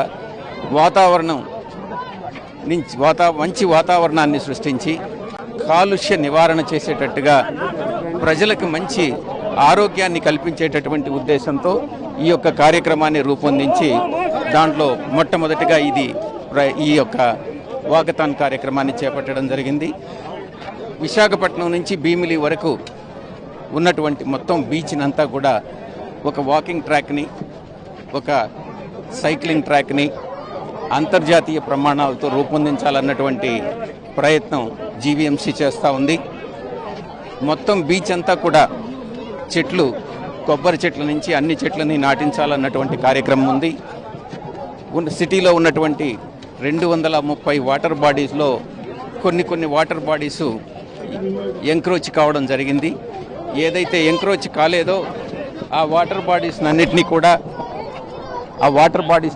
కూడా గ్రీన్ కార్యక్రమం చెట్లన్నిటినీ కూడా నాటించి మంచి పచ్చదనాన్ని ఉట్టిపడే రకంగా సిటీని అభివృద్ధి పదంలో నడిపించేదానికి ఈ యొక్క దిశగా మనం ప్రయాణిస్తూ ఉన్నాం.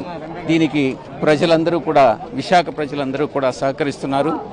ఈ కార్యక్రమం రాబోయేటటువంటి ఎగ్జిక్యూటివ్ క్యాపిటల్ ఇక్కడికి తరలి వస్తున్నటువంటి నేపథ్యంలో ఈ యొక్క విశాఖపట్నం సిటీని అంతర్జాతీయ ప్రమాణాల్లో ఒక మంచి పట్టణంగా తీర్చిదిద్దడమే మన గౌరవ ముఖ్యమంత్రి వర్యులు శ్రీ జగన్మోహన్ రెడ్డి గారి ఉద్దేశం. ఆ దిశగా మనం అడుగులేస్తా ఉన్నాం. 130 करोड़ देशवासियों की तरफ से दीपावली की बहुत बहुत बधाई।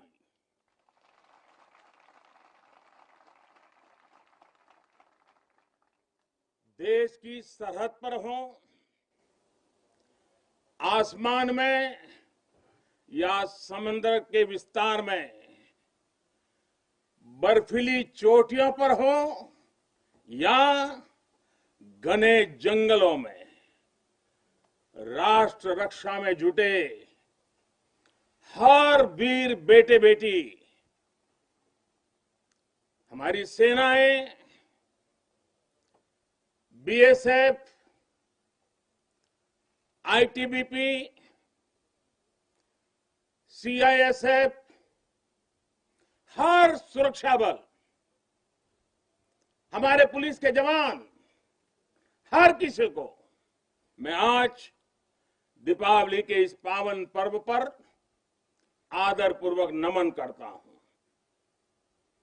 आप हैं तो देश है, देश के लोगों की खुशियां हैं, देश के ये त्योहार है। मैं आज आपके बीच प्रत्येक भारतवासी की शुभकामनाएं लेकर आया हूं। आपके लिए कोटि कोटि देशवासियों का प्यार लेकर के आया हूं। हर वरिष्ठ जन का मैं आपके लिए आशीष लेकर के आया हूं। मैं आज उन वीर माताओं, बहनों और बच्चों को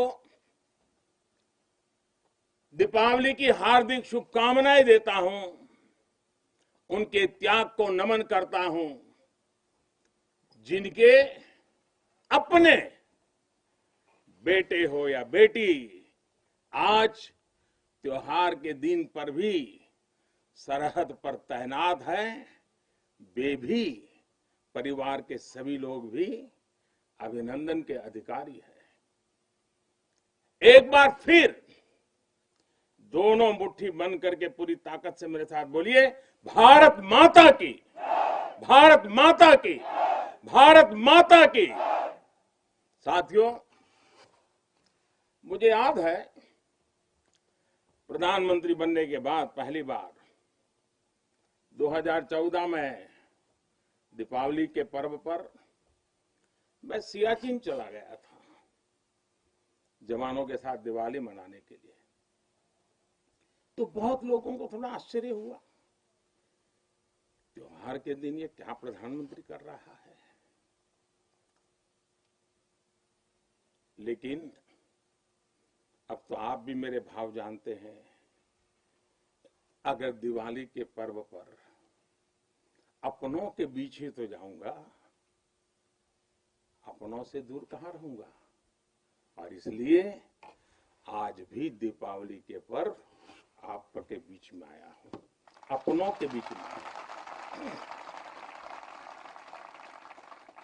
आप भले बर्फीली पहाड़ियों पर रहें या फिर रेगिस्तान में,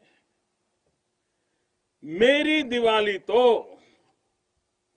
आपके बीच आकर ही पूरी होती है।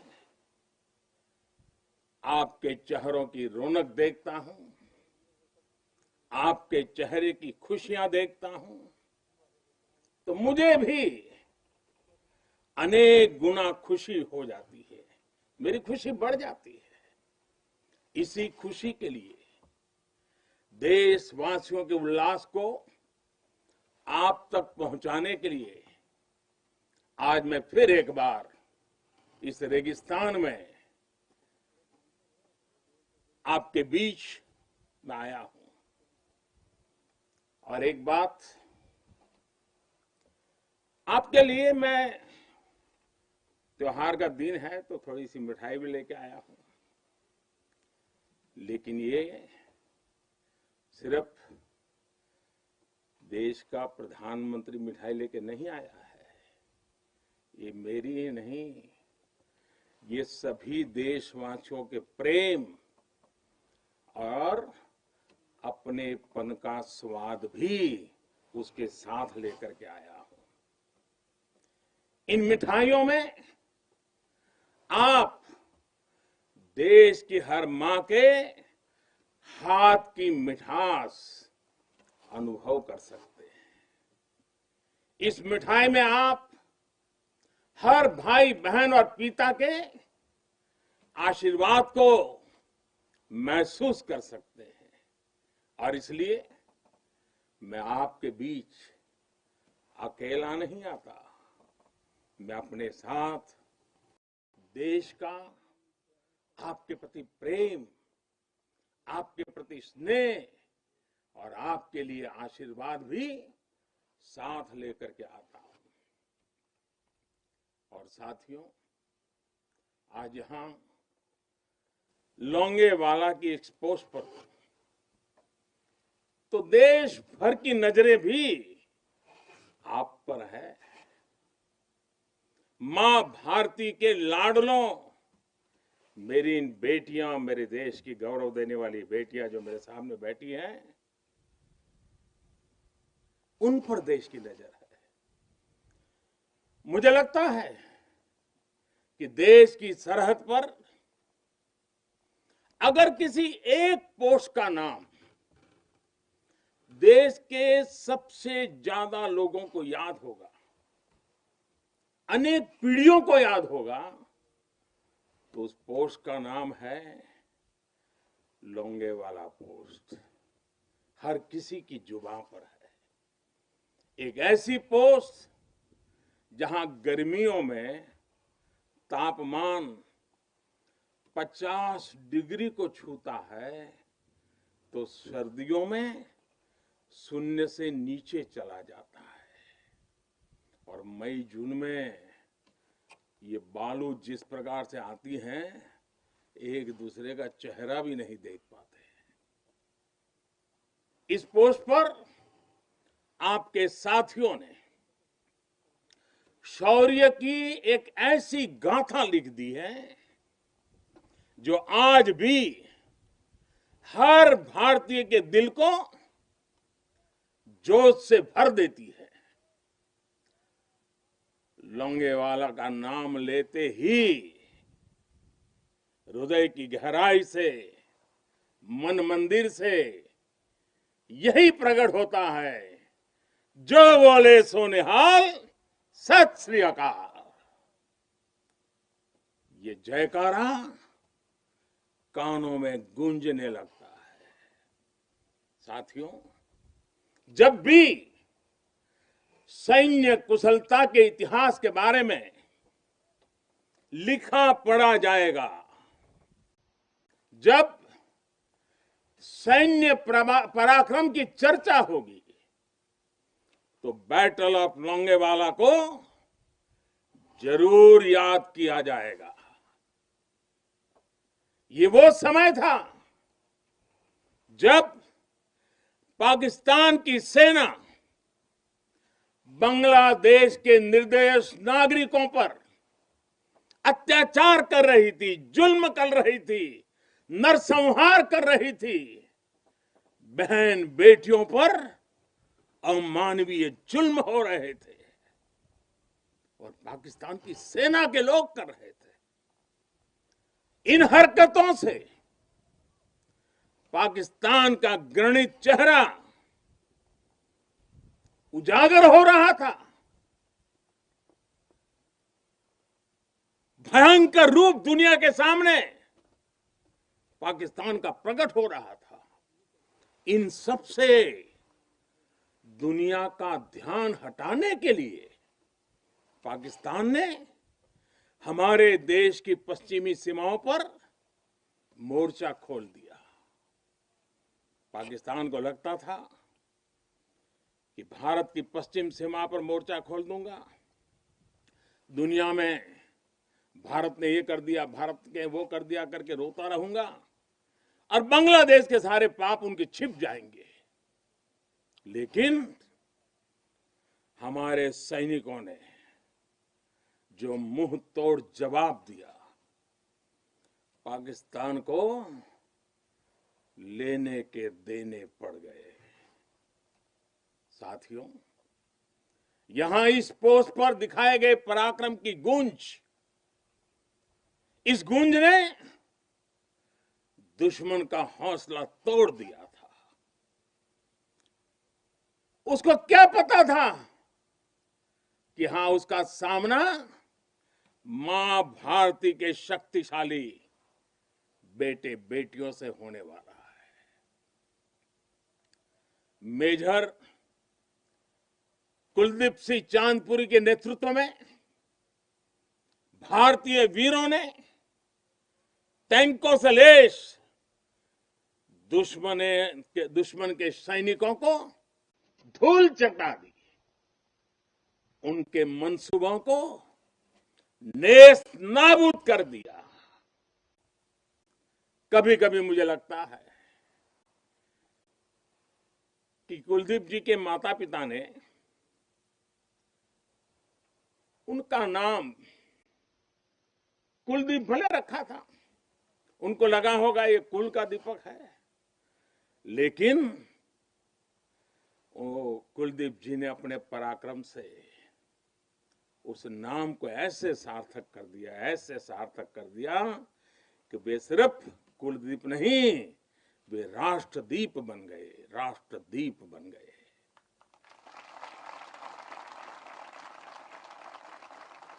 साथियों, लोंगेवाला का वो ऐतिहासिक युद्ध भारतीय सैन्य बल के शौर्य का प्रतीक तो है ही।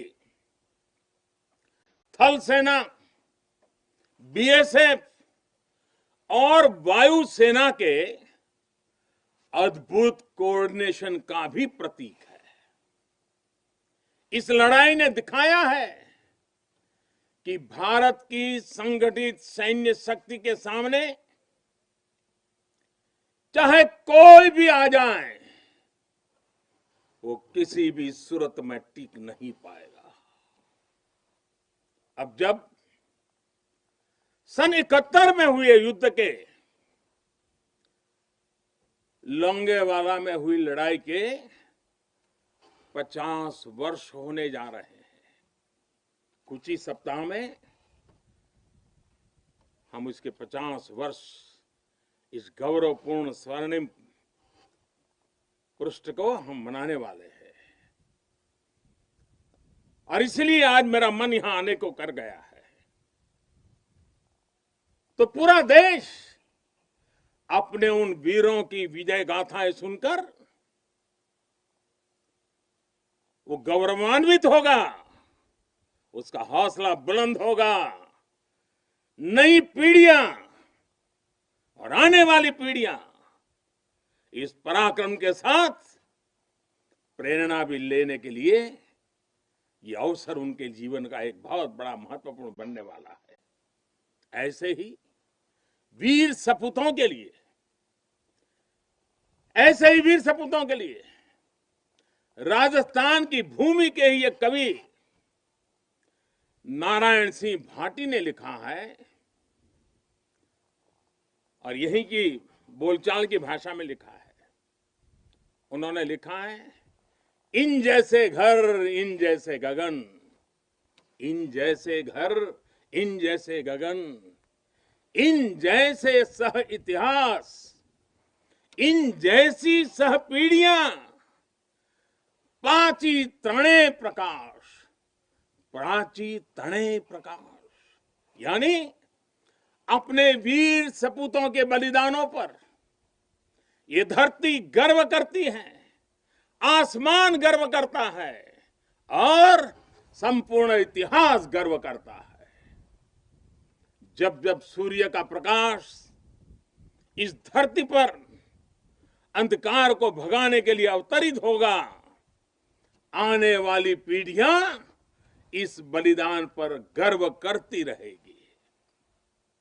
साथियों, हिमालय की बुलंदियां हो, रेगिस्तान में बालू के ढेर हो, घने जंगल हो या फिर समंदर की गहराई हो, हर चुनौती पर हमेशा आपकी वीरता हर चुनौती पर भारी पड़ी है। आप में से अनेक साथी अगर आज यहां रेगिस्तान में डटे हैं तो आपको हिमालय की ऊंचाइयों का भी अनुभव है। स्थिति परिस्थिति कोई भी हो, आपका पराक्रम, आपका शौर्य अतुलनीय है। इसी का असर है कि आज दुश्मन भी ये एहसास है कि भारत के जांबाजों की कोई बराबरी नहीं है। आपके इसी शौर्य को नमन करते हुए आज भारत के 130 करोड़ देशवासी आपके साथ मजबूती से खड़े हैं। आज हर भारतवासी को अपने सैनिकों की ताकत और शौर्य पर गर्व है। उन्हें आपकी अजेयता पर, आपके अपराजेयता पर गर्व है। दुनिया की कोई भी ताकत हमारे वीर जवानों को देश की सीमा की सुरक्षा करने से न रोक सकता है, न टोक भी सकता है। साथियों, दुनिया का इतिहास हमें ये बताता है कि केवल वही राष्ट्र सुरक्षित रहे हैं, वही राष्ट्र आगे बढ़े हैं जिनके भीतर आक्रांताओं का मुकाबला करने की क्षमता थी। अगर आज का दृश्य देखें, भले ही इंटरनेशनल कोऑपरेशन कितना ही आगे क्यों न आ गया हो, समीकरण कितने ही बदल क्यों न गए हो, लेकिन हम कभी नहीं भूल सकते कि सतर्कता ही सुरक्षा की राह है, सजगता ही सुख चैन का संबल है, सामर्थ्य ही विजय का विश्वास है, सक्षमता से ही शांति का पुरस्कार है। भारत आज सुरक्षित है क्योंकि भारत के पास अपनी सुरक्षा करने की शक्ति है। भारत के पास आप जैसे वीर बेटे बेटियां हैं। साथियों, जब भी जरूरत पड़ी है, भारत ने दुनिया को दिखाया है कि उसके पास ताकत भी है और सही जवाब देने की राजनीतिक इच्छा शक्ति भी है। हमारी सैन्य ताकत, उसने आज हमारे नेगोशिएटिंग पावर को भी अनेक गुना बढ़ा दिया है, उनके पराक्रम से बढ़ा है,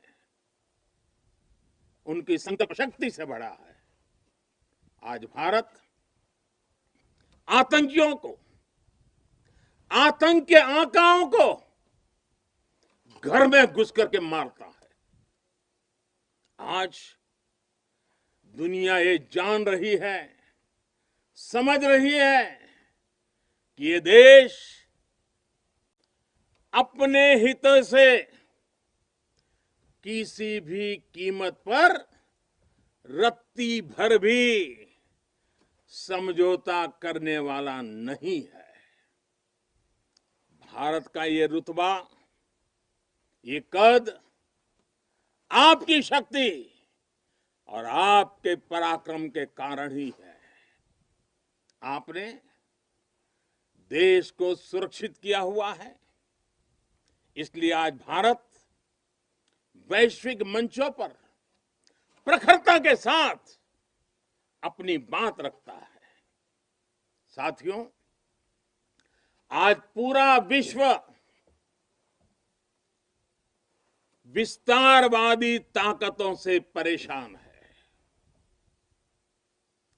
विस्तारवाद एक तरह से मानसिक विकृति है और 18वीं शताब्दी की सोच को दर्शाता है। इस सोच के खिलाफ भी भारत प्रखर आवाज बढ़ रहा है।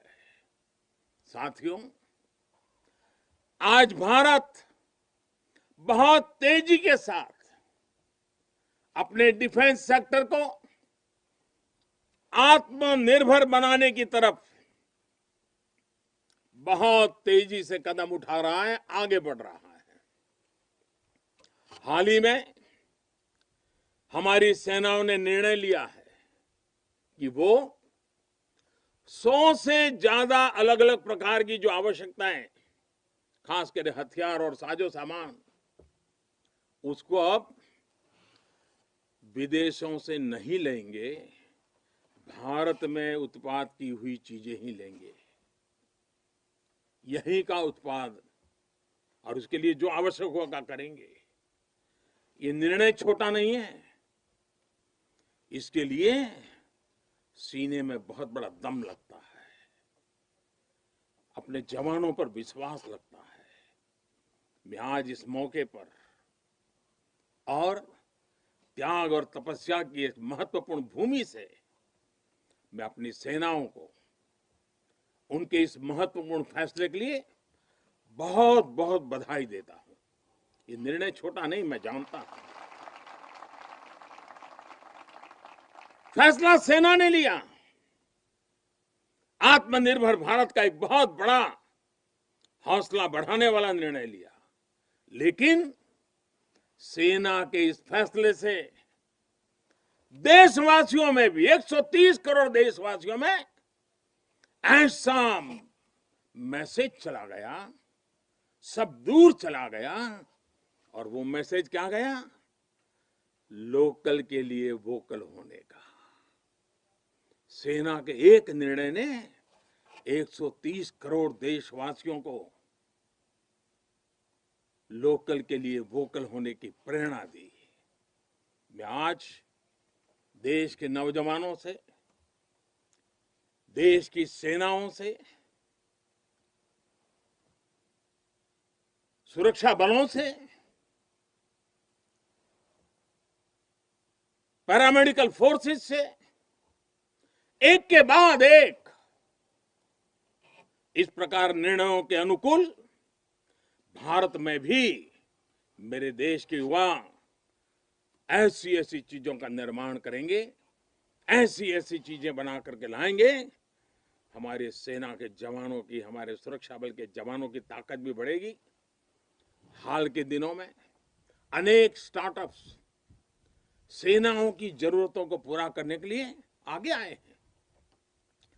डिफेंस सेक्टर में नौजवानों के नए स्टार्टअप्स देश को आत्मनिर्भरता के मामले में और तेजी से आगे ले जाएंगे।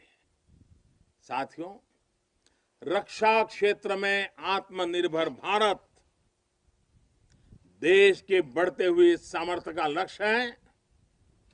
सरहद पर शांति। आज भारत की रणनीति साफ है, भारत की रणनीति स्पष्ट है। आज का भारत समझने और समझाने की नीति पर विश्वास करता है, समझने की भी और समझाने की भी। लेकिन अगर हमें आजमाने की कोशिश की फिर तो जवाब भी उतना ही प्रचंड मिलेगा। साथियों, देश की अखंडता देशवासियों की एकता पर निर्भर करती है। शांति, एकता, सद्भावना देश के भीतर देश की अखंडता को ऊर्जा देती है। सीमा की सुरक्षा सुरक्षा बलों की शक्ति के साथ जुड़ी है। सीमा पर हमारे जाबाजों का हौसला बुलंद रहे, उनका मनोबल आसमान से भी ऊंचा रहे, इसलिए उनकी हर आवश्यकता, हर जरूरत आज देश की सर्वोच्च प्राथमिकताओं में है। उनके परिवार की देखभाल ये देश का दायित्व है। बीते समय में सैनिकों के बच्चों की शिक्षा और रोजगार को लेकर भी अनेक फैसले लिए गए हैं। पिछले वर्ष जब मैंने दूसरी बार शपथ ली थी, मेरा पहला फैसला ही शहीदों के बच्चों की शिक्षा से जुड़ा हुआ था। इसके तहत नेशनल डिफेंस फंड के अंतर्गत मिलने वाली स्कॉलरशिप को बढ़ाया गया है। साथियों, सुविधा के साथ साथ वीरों के सम्मान के लिए भी देश में अभूतपूर्व प्रयास चल रहे हैं।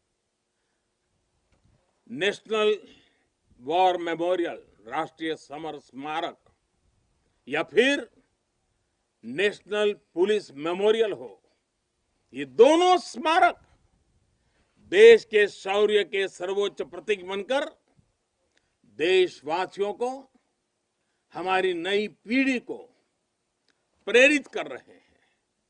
साथियों, मुश्किल चुनौतियों के बीच आपका व्यवहार, आपका टीम वर्क देश को हर मोर्चे पर इसी जज्बे के साथ लड़ने की सीख देता है।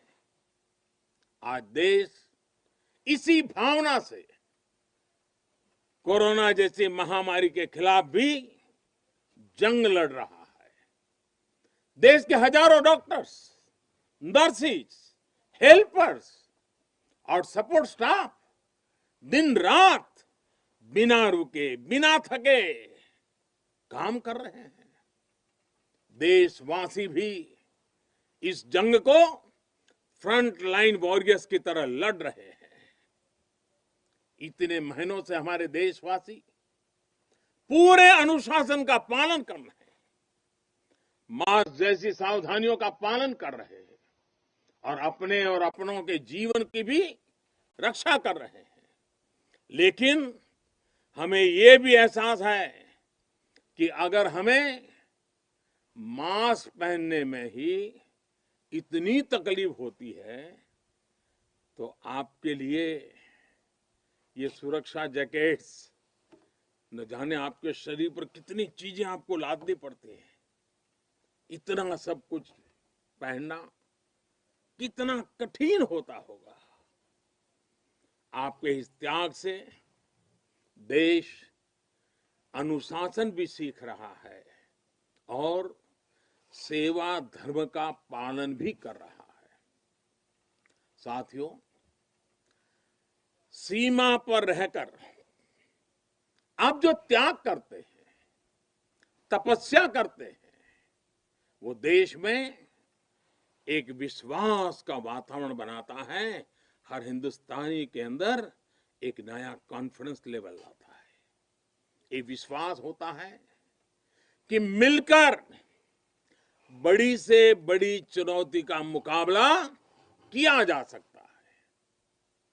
आपसे मिली इसी प्रेरणा से देश महामारी के इस कठिन समय में अपने हर नागरिक के जीवन की रक्षा में जुटा हुआ है। इतने महीनों से देश अपने 80 करोड़ से ज्यादा नागरिकों के भोजन की व्यवस्था कर रहा है, लेकिन इसके साथ ही देश अर्थव्यवस्था को फिर से एक बार गति देने का भी पूरे हौसले से प्रयास कर रहा है। देशवासियों के इसी हौसले का परिणाम है कि आज कई सेक्टर्स में फिर से रिकॉर्ड रिकवरी और ग्रोथ दिख रहा है। ये अलग अलग प्रकार की सब लड़ाइयां, ये सब सफलताएं, इनका श्रेय सीमा पर डटे हमारे जवानों को जाता है, आपको जाता है। साथियों, हर बार, हर त्योहार में जब भी मैं आपके बीच आता हूं, जितना समय आप सबके बीच बिताता हूं, जितना आपके सुख दुख में शामिल होता हूं, राष्ट्र रक्षा का, राष्ट्र सेवा का मेरा संकल्प उतना ही मजबूत होता है।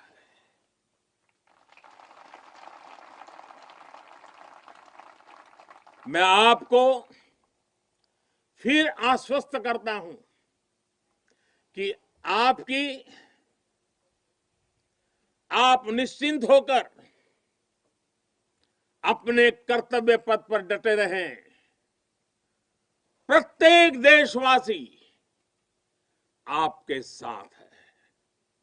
हां, आज के दिन मैं आपसे एक मित्र के रूप में, एक साथी के रूप में 3 बातों का आग्रह करूंगा और मुझे विश्वास है कि मेरा यह आग्रह आपके लिए भी हो सकता है संकल्प बन जाए।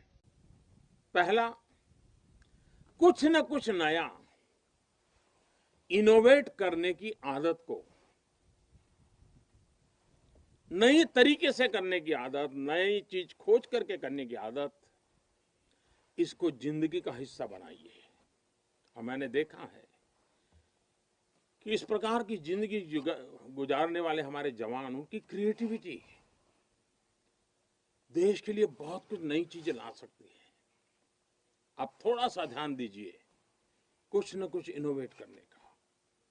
देखिए हमारे सुरक्षा बलों को, क्योंकि आप अनुभव के आधार पर इनोवेट करते हैं, रोजमर्रा से जिस प्रकार से जूझते हैं उसमें से निकालते हैं। बहुत बड़ा लाभ होता है। दूसरा मेरा आग्रह है, और वो आप लोगों के लिए बहुत जरूरी है, आप हर हालत में योग को अपने जीवन का हिस्सा बनाए रखिए। और तीसरा, हम सब की अपनी अपनी मातृभाषा है। हम में से बहुत लोग हिंदी बोलते भी हैं, हम में से कुछ लोग अंग्रेजी भी बोलते हैं। इन सब से तो हमारा स्वाभाविक नाता रहता है। लेकिन जब ऐसा सामूहिक जीवन होता है, एक मेरे सामने लघु भारत बैठा हुआ है, देश के हर कोने के नौजवान बैठे हुए हैं, अलग अलग मातृभाषा के नौजवान बैठे हुए हैं, तब मैं आपसे एक और आग्रह करता हूं कि मातृभाषा वो जानते हैं आप, हिंदी जानते हैं, अंग्रेजी जानते हैं, क्यों ना अपने किसी एक साथी के पास से भारत की कोई एक और भाषा आप जरूर आत्मसात कीजिए, सीखिए। आप देखना वो आपकी एक बहुत बड़ी ताकत बन जाएगी। आप जरूर देखेंगे ये बातें आप में एक नई ऊर्जा का संचार करेगी। साथियों, जब तक आप है, आपका ये हौसला है, आपकी ये त्याग और तपस्या है, 130 करोड़ भारतवासियों का आत्मविश्वास कोई नहीं डिगा पाएगा। जब तक आप हैं, तब तक देश की दिवाली इसी तरह रोशन होती रहेगी।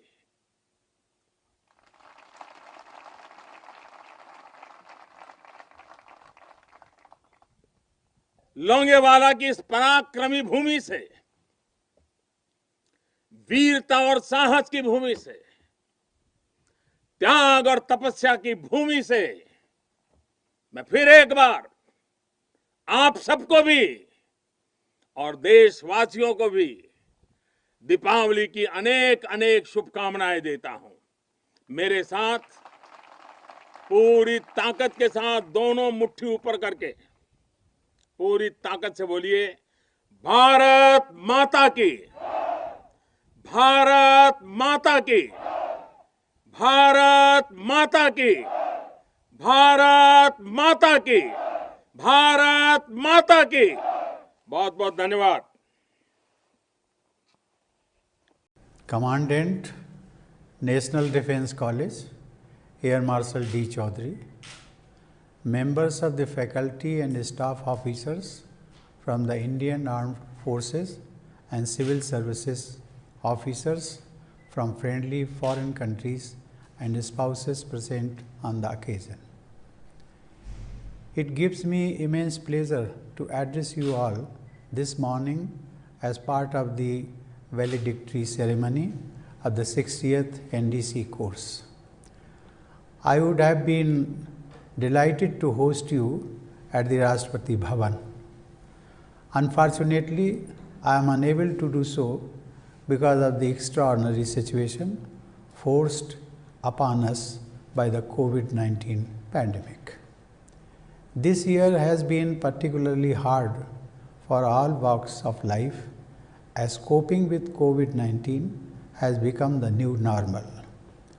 I have been apprised that the NDC was among the first few institutions to speedily switch from a contact program to an online mode of imparting training. I must congratulate you on the successful completion of the course with no impact on its aims and outcomes.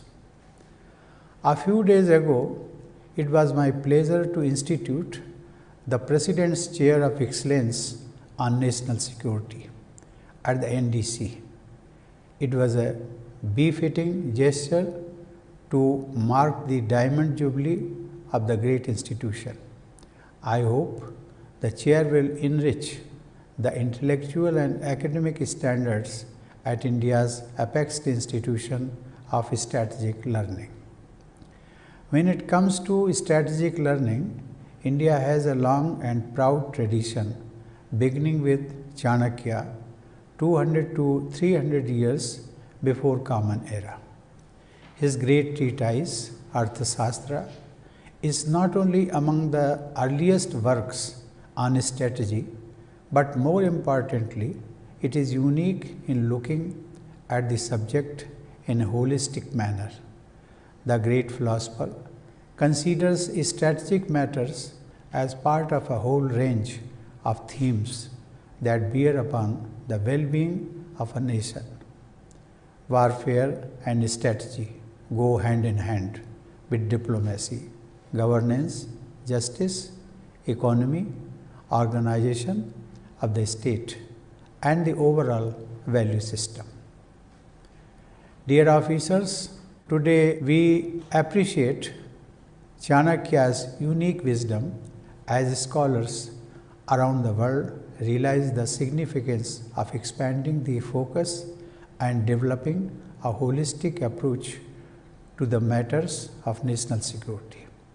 I see the NDC as a continuation of the long Indian tradition of comprehensive strategic thinking. This is reflected in its curriculum, beginning with a socio-political study of India and culminating in strategies and structures of national security. Dear officers, the state of the world today poses multiple challenges before every nation. Decision makers have to be guided by national interests as well as international objectives, both of which should be adaptive and multi-pronged. The policy of expansionism followed by a few nations demands a strategic and matured response globally. It is in this context that the NDC deals with several such challenges and offers its course participants tools to understand the multidimensional geostrategic and geopolitical environment for future. The course enables you to build intellectual capital and embrace the knowledge in order to make all your endeavors adaptive to challenges of the future and deal with international complexities. Over the 60 glorious years, the NDC has lived up to the aims and objectives of its foundation. The most significant contribution it has been making is aligning India's civil services to the strategic defense thinking.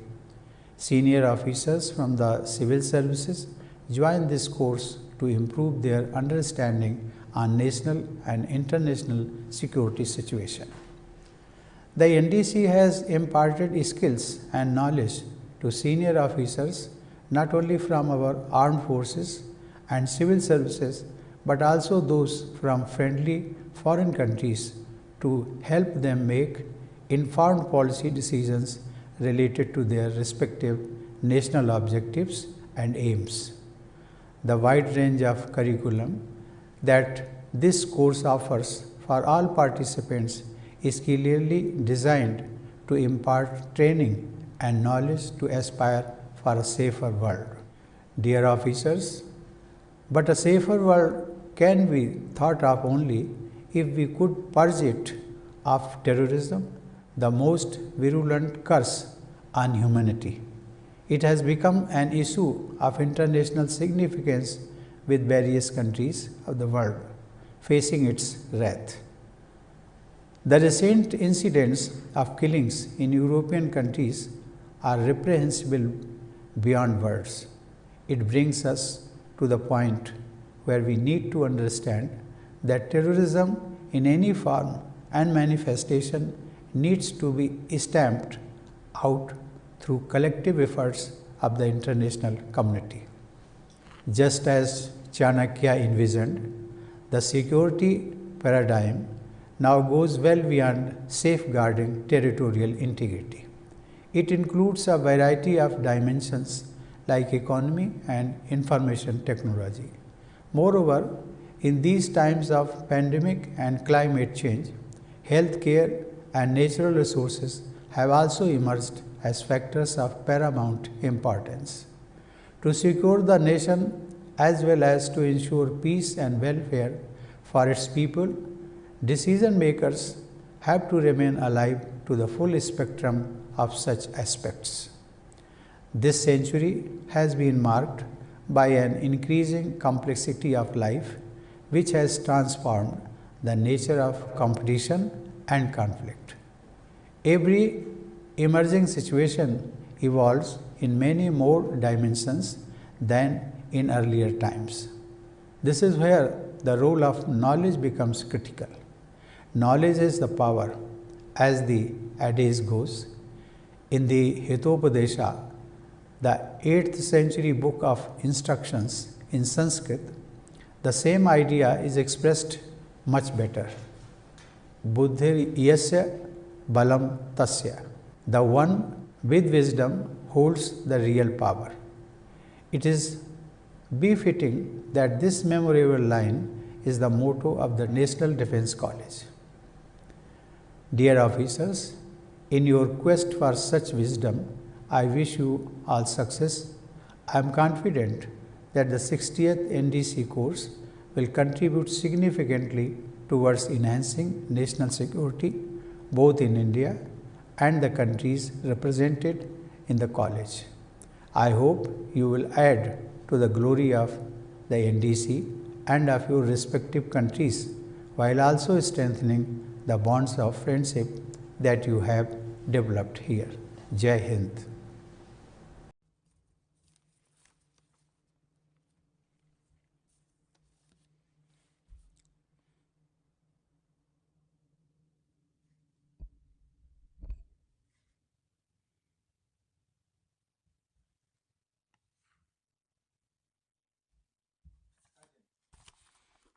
అందరికీ నమస్కారం. Polavaram irrigation project బహుళార్థ సాధక project సుమారు 194.6 టీఎంసీలు నిల్వ సామర్థ్యమే కాకుండా 350 టీఎంసీలు నీరు వాడుకునే అవకాశం ఉండి రాష్ట్రంలో 13 జిల్లాలకు కూడా గోదావరి జలాలు వెళ్ళే పరిస్థితి ఉన్న బహుళార్థ సాధక ప్రాజెక్టు పోలవరం ఇరిగేషన్ ప్రాజెక్టు. అంతేకాకుండా 960 మెగావాట్లు జల విద్యుత్ వస్తుంది సుమారు 6 నెలలు. అదేవిధంగా పోలవరం లెఫ్ట్ కెనాల్ ద్వారా విశాఖపట్నానికి తాగునీరే కాకుండా ఉత్తరాంధ్ర 3 జిల్లాలకు కూడా విశాఖపట్నం, శ్రీకాకుళం, విజయనగరం 3 జిల్లాల్లో కూడా లక్షలాది ఎకరాలకి సాగునీరు ఇవ్వటమే కాకుండా 23.5 టీఎంసీలు విశాఖపట్నానికి తాగునీటి సౌకర్యం ఉంటుంది. అదేవిధంగా పోలవరం రైట్ కెనాల్ ద్వారా కృష్ణా డెల్టాకి 80 టీఎంసీలు నీరు ఇవ్వటమే కాకుండా పెద్ద ఎత్తున ఆ కాలం నుండి వచ్చే నీరు ప్రకాశం బ్యారేజ్ ద్వారా అక్కడి నుంచి గోదావరి పెన్నా అనుసంధానం ద్వారా నాగార్జున సాగర్ రైట్ కెనాల్కి, మళ్ళీ అక్కడి నుంచి బొల్లాపల్లి రిజర్వాయర్కి, బొల్లాపల్లి రిజర్వాయర్ నుండి బనకచెర్ల దగ్గర నుంచి ఇటు గండికోట, అదేవిధంగా మైలవరం, మరి అవుకు, అదేవిధంగా గండికోట నుంచి చిత్రావతి, మళ్ళీ చిత్రావతి నుంచి అటు హెచ్ఎన్ఎస్ఎస్ కాలువకి అనుసంధానం ద్వారా అనంతపురం జిల్లా బోర్డర్ నుంచి మళ్ళీ గోదావరి నీళ్లు చిత్తూరు జిల్లాలో మదనపల్లి, కుప్పం ఈ పక్క నుంచి వెళ్తాయి. మళ్ళీ అటు సైడ్ నుంచి మరి ఏదైతే బొల్లాపల్లి రిజర్వాయర్ నుంచి మళ్ళీ ఆ పక్క బొల్లాపల్లి రిజర్వాయర్ నుంచి మరి సోమశిల నుంచి కందలేరు నుంచి మళ్ళీ చిత్తూరు జిల్లాకి గోదావరి జిల్లాలు, ఈ విధంగా మహాసంగమం, పంచనదుల సంగమం.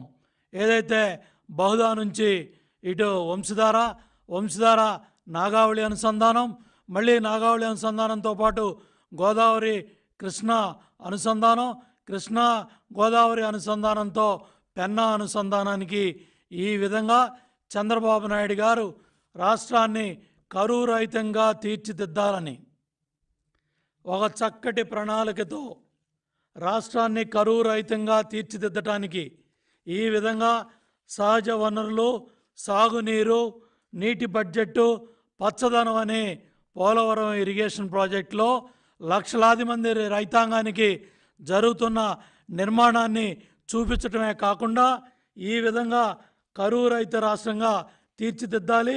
నీటి భద్రత లక్ష్య సాధనం కోసం వివిధ నదుల అనుసంధానం, ఈ విధంగా పోలవరం ఇరిగేషన్ ప్రాజెక్ట్ని ఒక యుద్ధ ప్రాతిపదికన సుమారు స్వతంత్రం వచ్చిన తర్వాత డ్యామ్ సైట్లో 4% పనులు ఉన్న పరిస్థితిని ఇవాళ చంద్రబాబు గారి నాయకత్వంలో తెలుగుదేశం ప్రభుత్వ హయాంలో 71% పైగా డ్యామ్ సైట్లో పనులు పూర్తి చేస్తే ఈరోజు జగన్మోహన్ రెడ్డి గారు రాష్ట్ర రైతాంగ ప్రయోజనాలకు విరుద్ధంగా,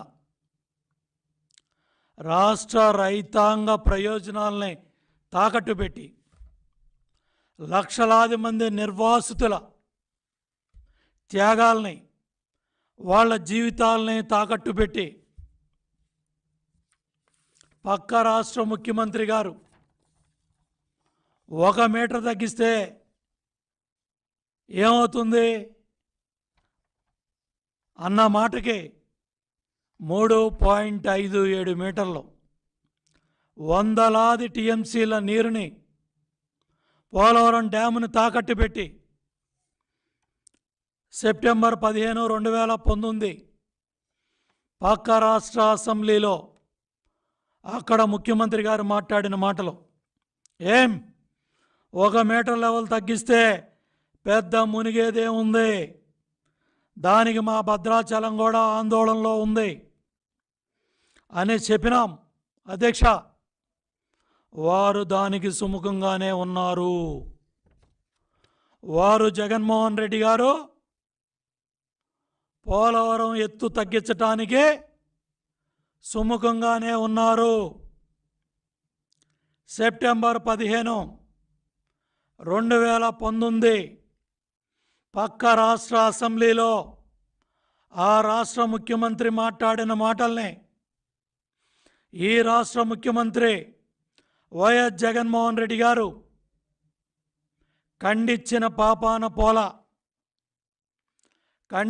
పాపాన పోక ఈరోజు నవంబర్లో ఈ మాటలకు అర్థం ఇప్పుడు రాష్ట్ర రైతాంగానికి అర్థమవుతూ ఉంది, రాష్ట్ర ప్రజలకు అర్థమవుతూ ఉంది.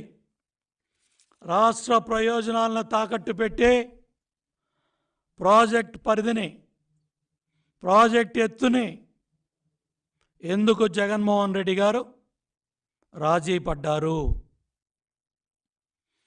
ఎందుకు రాష్ట్ర రైతాంగ ప్రయోజనాలను తాకట్టు పెట్టారు? ఒక ఉత్తరం రాసి పడేస్తే సరిపోతుందా? ఒక ఉత్తరం రాసి కేంద్రానికి ఒక ఉత్తరం రాసేసానని చేతులు దులుపుకున్నారు. అక్టోబర్ 28న ప్రధానమంత్రి గారికి ఒక ఉత్తరం రాసి మీ పని అయిపోయిందా? చేతులు దులిపేసుకున్నారా? ఇవాళ నవంబర్ 13 అడుగుతున్నా, చెప్పండి జగన్మోహన్ రెడ్డి గారు, ఎందుకు నోరు తెరవలేకపోతున్నారు? ఎన్నిసార్లు ప్రధానమంత్రి గారిని కలిశారు? పోలవరం ఇరిగేషన్ ప్రాజెక్ట్ నుంచి నిధుల గురించి, DPR2 ఫిబ్రవరి 2019లో చంద్రబాబు గారి నాయకత్వంలో పోలవరం ఇరిగేషన్ ప్రాజెక్టుకి టెక్నికల్ అడ్వైజరీ కమిటీ 55,548 కోట్లకి ఆమోదం తీసుకొస్తే మీ 22 మంది పార్లమెంటు సభ్యులు, ఈరోజున్న 6 రాజ్యసభ సభ్యులు, 28 మంది మీ పార్లమెంటు రాజ్యసభ సభ్యులు ఏం చేస్తున్నారు? ఈ రాష్ట్ర ముఖ్యమంత్రిగా ప్రధానమంత్రి గారికి, కేంద్ర ఆర్థిక మంత్రి గారికి, కేంద్ర జలవనరుల శాఖ మంత్రికి మీరు రాసిన ఉత్తరాలను ఎందుకు బయట పెట్టలేకపోతున్నారు? ఏమైనా ఇండియా పాకిస్తాన్ బార్డర్కి సంబంధించిన సమస్యలా? మీరు రాసింది పోలవరం ఇరిగేషన్ ప్రాజెక్టు నిర్వాసితుల గురించి అయితే, పోలవరం ఇరిగేషన్ ప్రాజెక్టు నిధుల గురించి అయితే, పోలవరం ఇరిగేషన్ ప్రాజెక్ట్ DPR2 ఆమోదం కోసం అయితే, RCC2 ఆమోదం కోసం అయితే ఎందుకు ఆ ఉత్తరాలను మీరు బయట పెట్టలేకపోతున్నారు? ఈ 18 నెలల్లో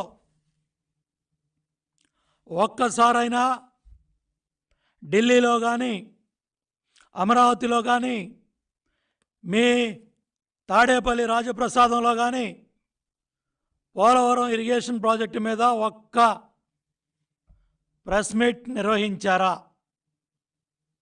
నిర్వాసితులకు ధైర్యం చెప్పారా? రైతాంగానికి సమాధానం చెప్పారా? ప్రధాన ప్రతిపక్షం చంద్రబాబు నాయుడు గారు మేము అడుగుతున్న ప్రశ్నలకి సమాధానం చెప్పారా?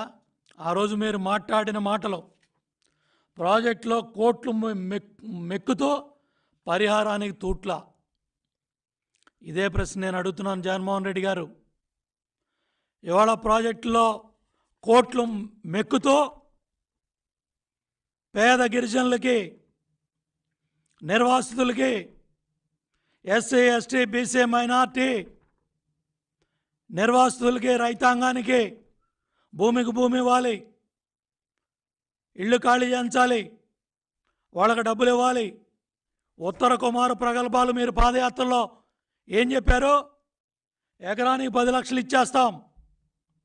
గతంలో రాజశేఖర రెడ్డి గారు ఇచ్చిన భూములకే మేము మళ్ళీ ఎకరానికి 5 లక్షలు ఇచ్చేస్తాం, 100,000 కోట్లు ఇచ్చేస్తామని ఉత్తర కుమార ప్రగల్భాలు పలికారు. మీరిచ్చిన జీవోలు బయట పెట్టండి. ఈ 18 నెలల్లో పరిహారానికి ఏం చేశారు? తూట్లు పొడిచారా?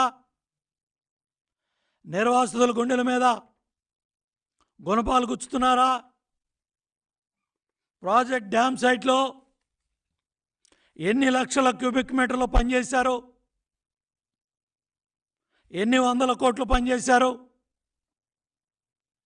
ఉత్తర కుమార్ ప్రగల్భాలు మంత్రి చెప్పాడు, మే 20 కల్లా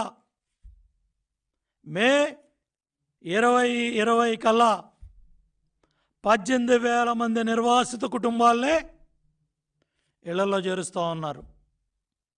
ఆ ఉత్తర కుమారుడు మాట్లాడ్డావు, ముఖ్యమంత్రి గారు నోరు తెరవడం, రికార్డెడ్ ప్రెస్ మీట్లో మాట్లాడండి. ఇవాళ నేను మీడియా మొత్తం అందరి ముందు మాట్లాడుతున్నా. దమ్ముగా, ధైర్యంగా మా నాయకుడు చంద్రబాబు నాయుడు గారు 71% పోలవరం ఇరిగేషన్ ప్రాజెక్టులు పూర్తి చేయటమే కాకుండా భవిష్యత్ తరాలకి ఒక విజన్, ఒక లక్ష్యం, ఏ విధంగా రాష్ట్రంలో ఉన్న చిన్న పెద్ద 40 నదులు ఉన్నాయి, మహానదులు ఉన్నాయి, గోదావరి, కృష్ణ, పెన్న, వంశధార, నాగావళి, బహుదా, ఇన్ని మహానదుల సంగమాన్ని అపర భగీరథుల్లాగా ఆయన భవిష్యత్ కార్యాచరణ ప్రణాళిక అంతా కూడా చూపిస్తే తాడేపల్లి రాజప్రసాదంలో పడుకొని 18 నెలలుగా నోళ్లు తెరవకుండా మేం ఖర్చు పెట్టిన డబ్బులు 5,000 కోట్లు డబ్బులు ఢిల్లీలో తెచ్చుకోవటం చేతగాక 28 మంది ఎంపీలతో ఢిల్లీలో ఆంధ్రభవన్లో గడి పీగుతున్నారా? ఏం చేస్తున్నారు? ముఖ్యమంత్రి ఏమో తాడేపల్లి రాజప్రసాదంలో పబ్జీ ఆడుకుంటాడు. పోలవరం ఇరిగేషన్ ప్రాజెక్టు కట్టడం అంటే పబ్జీ ఆటమో, IPL బెట్టింగ్ అనుకున్నారా? ఎందుకు సమాధానాలు చెప్పలేకపోతున్నారు? ఎందుకు నోరు రావట్లా? ఎందుకు నోరు తెరవలేకపోతున్నారు? పక్క రాష్ట్ర ముఖ్యమంత్రి నిండు శాసనసభలో ఈ విధంగా మాట్లాడితే ఎందుకు నోరు తెరవలేకపోతున్నారు? 45.72 మీటర్లో అంటే 150 అడుగుల ఎత్తులో పోలవరం డ్యామ్కి నీళ్లు నిలబెట్టాలా? 27,000 కోట్లు నిర్వాసితుల డబ్బులు కట్టాలా? ఆ సమస్యని గాలి కొదిలేసి 41.5 మీటర్లకి 135 అడుగులకి మేము పరిమితం అవుతాం, ఏదో 3,000 కోట్లు ఖర్చు పెడతాం, చేతులు దులుపుకుంటామని ఈ రాష్ట్ర ముఖ్యమంత్రి ఒక చీఫ్ ఇంజనీర్తో మాట్లాడిస్తూ ఉన్నాడు. 5 కోట్ల ప్రజల గుండెకాయ, ప్రాణనాడి, జీవనాడి పోలవరం ఇరిగేషన్ ప్రాజెక్ట్ని ఒక చీఫ్ ఇంజనీర్ రాష్ట్ర ప్రజల చెప్తా ఉన్నాడు. నేను అడుగుతా ఉన్నాను ముఖ్యమంత్రి గారిని, పోలవరం ఇరిగేషన్ ప్రాజెక్టులో ఇంజనీరింగ్ చీఫ్ ఉన్నారా? Polavaram project authority, central water commission సభ్యులు, డ్యామ్ డిజైన్ రివ్యూ ప్యానెల్ సభ్యులు, పోలవరం డ్యామ్ మొన్న పోలవరం ప్రాజెక్ట్ అథారిటీ మీటింగ్లో డ్యామ్ గురించి, అక్కడ పనుల గురించి ఏం చెప్పారు? మినిట్స్ ఏమి వచ్చినాయి? బయట పెట్టండి. ఇవాళ ఒక చీఫ్ ఇంజనీర్తో, ఒక ఎస్సీతో, మీ ఇష్టారాజ్యంగా ఒక ఏజెన్సీతో ఏం చేస్తూ ఉన్నారు? పోలవరం డ్యాంలో 50 లక్షల క్యూసిక్ల వరద ప్రవాహాన్ని తట్టుకునే పోలవరం ఇరిగేషన్ డ్యాంలో ఏం పనులు జరుగుతూ ఉన్నాయి? డ్యామ్ డిజైన్ రివ్యూ డిడిఆర్పి ఏం చెప్పింది? సెంట్రల్ వాటర్ కమిషన్ ఏం చెప్పింది? ఏ డిజైన్లకు అనుగుణంగా అక్కడ పనులు జరుగుతూ ఉన్నాయి? మీ రివర్స్ టెండరింగ్ డ్రామా ఏం జరుగుతూ ఉంది? పోలవరం ఇరిగేషన్ ప్రాజెక్టులో ఐడల్ ప్రాజెక్ట్ కోర్టులో పెట్టారు. ఐడల్ ప్రాజెక్ట్ ఏమైంది? ఐడల్ ప్రాజెక్ట్ 3 ఏళ్ళు ఆలస్యం అవటం వల్ల 7,500 కోట్ల నష్టం వచ్చింది. ఎప్పుడో పవర్ ప్రాజెక్టు పనులు ప్రారంభం చేస్తారు, ఎందుకు మాట్లాడలేకపోతున్నారు? నిర్వాసితులకి ఈ 18 నెలల్లో ఎంత ఖర్చు పెట్టారు? ఎందుకు సమాధానాలు రావట్లా? దేశంలో ఇవాళ 16 జాతీయ ప్రాజెక్టులు. ఇవాళ చూడండి, 1984లో మహారాష్ట్రలో రాజీవ్ గాంధీ గారు ప్రారంభం చేసిన గోష్కూర్ ఇంతవరకు దిక్కుమొక్కు లేదు, 36 ఏళ్ళు అయింది. 1941 పోలవరం ఇరిగేషన్ ప్రాజెక్ట్ని ఏదైతే ఇవాళ చంద్రబాబు గారి నాయకత్వంలో 71% పైగా పూర్తవుతే ప్రతి సోమవారం కూడా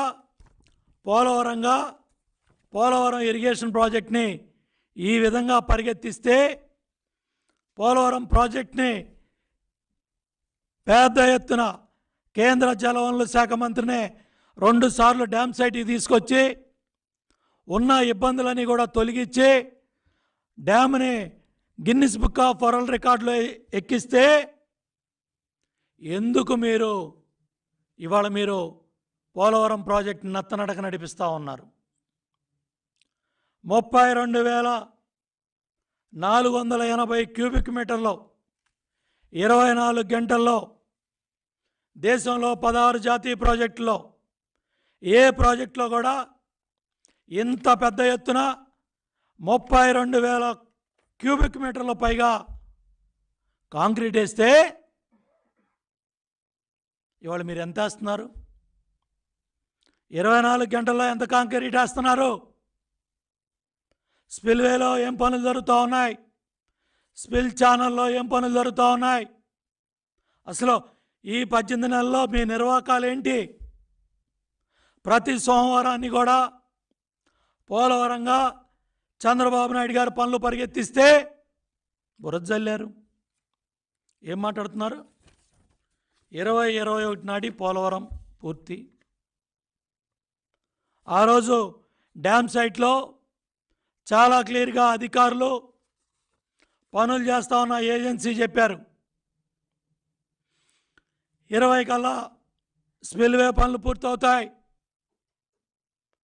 21 కల్లా పవర్ టర్బైన్లు కూడా పనిచేస్తాయని చెప్తే మీ స్వార్థ ప్రయోజనాల కోసం పోలవరం పవర్ ప్రాజెక్టును కొట్టేయాలనే దుర్మార్గమైన ఆలోచనతో ఆ రోజు రాజశేఖర రెడ్డి గారు ఉన్నప్పుడు మీరు చేసిన ఒత్తిడి ఫలితంగా చేస్తా ఉన్న ఏజెన్సీలను క్యాన్సిల్ చేసి ఫోర్స్ఫుల్ ప్రీ క్లోజర్ కాదు, ఫోర్స్ఫుల్ క్లోజర్ చేసి power project, spillway, ECRF dam పనులు కలిపి టెండర్లు పిలవాలనే జగన్మోహన్ రెడ్డి గారి ఆలోచనలకు అనుగుణంగా ఆ రోజు క్యాన్సిల్ అయిన పనులు రోసీ గారి టైంలో కూడా ప్రారంభం కాల. మళ్ళీ కిరణ్ కుమార్ రెడ్డి టైంలో 2019లో 2013లో ట్రాన్స్ట్రాయ్ కంపెనీ వచ్చింది. మళ్ళీ ఆ రోజు నుంచే ఆ టెండర్లు పిలవటంలో మీరు క్యాన్సిల్ చేయటం వల్ల రాజశేఖర రెడ్డి గారి ప్రభుత్వం ఫోర్స్ఫుల్ క్లోజర్ చేసి టెండర్లు క్యాన్సిల్ చేయటం వల్ల మళ్ళీ టెండర్లు పిలిచే టయానికి 2537 కోట్లు నిర్మాణ వ్యయం పెరిగింది. ఇది మీ పాపం కాదా? ఇవి అన్నీ కూడా మీ నిర్వాకాలు కాదా? మళ్ళీ ఇవాళ రివర్స్ టెండరింగ్ డ్రామాలు ఆడి కేంద్ర జలవనరుల శాఖ ఆమోదం లేకుండా మీ ఇష్టారాజ్యంగా ఆడిన డ్రామాలు, ఏదైతే నాబార్డు రుణాన్ని తీసుకురావడానికి మేము అన్నీ కూడా నాబార్డు రుణం త్రూ చేసి దగ్గరగా రాష్ట్రంలో పోలవరం ఇరిగేషన్ ప్రాజెక్టులో 6727 కోట్లు చంద్రబాబు నాయుడు గారు కేంద్ర నిధులు తీసుకొచ్చారు. దగ్గర 4810 కోట్లు కేంద్రం నుంచి డబ్బులు తెచ్చుకునే అవకాశం మీకు ఇచ్చారు. ఆ విధంగా దగ్గర 11,537 కోట్లు 5 ఏళ్లలో మేము పనిచేస్తే మా మీద రాళ్ళేశారు. టెక్నికల్ అడ్వైజరీ కమిటీ ఆమోదం తెలపకూడదని ఈ పెద్ద మనిషి ఇవాళ రాష్ట్ర ఆర్థిక మంత్రి మొన్న ఆయన ముఖం మీద ఆర్థిక శాఖలో ఈ ఫైళ్ళన్నీ పడేశారు. నువ్వు పెట్టిన కంప్లైంట్లు, మీ పార్లమెంటు సభ్యులు పెట్టిన కంప్లైంట్లు ఇదే మంచినా అని మీ సాక్షి పత్రికలో ఛానల్లో మీరు రాసిన తప్పుడు రాతలు, మీరు చేసిన తప్పుడు కార్యక్రమాలు ఇవన్నీ కూడా మొన్న మీ ముఖాల మీద ఫైళ్ళు పడేశారు. కేంద్రంలో ఫైనాన్స్ డిపార్ట్మెంట్లో వెళ్ళి ముఖ్యమంత్రి గారు ఎందుకు మాట్లాడలేకపోతున్నాడు? ఎందుకు భయపడుతున్నారు? అంచనాల్లో ఇంత అరాచకమా? మీరు రాసిన తప్పుడు రాతలు ఇవన్నీ కూడా చంద్రబాబు నాయుడు గారు అధిగమించి మీ తప్పుడు రాతలన్నీ కూడా పక్కకు తోసేసి 55,548 కోట్లు central water commission, PPA, TSC కమిటీలో, కేంద్ర ప్రభుత్వంలో, కేంద్ర జలవనరుల శాఖ కార్యదర్శి ఆధ్వర్యంలో, పౌర శాఖ సెక్రటరీ, పర్యావరణ సంబంధించిన వాళ్ళు, పవర్ డిపార్ట్మెంట్కి సంబంధించిన వాళ్ళు, చాలామంది సీనియర్ సెక్రటరీలంతా కూడా కూర్చొని ఉభయ గోదావరి జిల్లాల్లో 7 ముంపు మండలాల్లో పెరిగిన ఏదైతే కలిపిన భూభాగాన్ని అంతా కూడా లెక్కబెట్టి 1,00,000 డాక్యుమెంట్లు చంద్రబాబు నాయుడు గారు 2 జిల్లాలకు సంబంధించిన రెవెన్యూ ఇరిగేషన్ అధికారులందరినీ కూడా కేంద్రానికి పంపించి 1,00,000 డాక్యుమెంట్లు ఇచ్చి మేము మీ చేసిన పాపాలన్నీ కూడా, అరాచకాలన్నీ కూడా వాస్తవాలు చెప్పి ప్రాజెక్టుకి ఆమోదం తీసుకొస్తే 1,850 కోట్లు చెక్కు తెచ్చుకున్నారు. ఆ రోజు కళ్ళు మూసుకున్నారా? ఆ రోజు ఎందుకో 55,000 కోట్లు ఆమోదం చేయమని ఎందుకు మాట్లాడలా? మళ్ళీ తర్వాత మీరే మాట్లాడారు.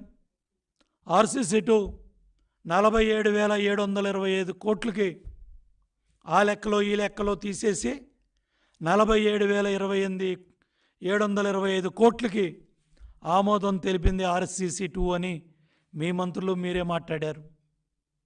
మళ్ళీ మీ చేతగాని మంత్రులు ఢిల్లీ పోయి మా మీద బురద జల్లాలనే ప్రయత్నం చేశారు.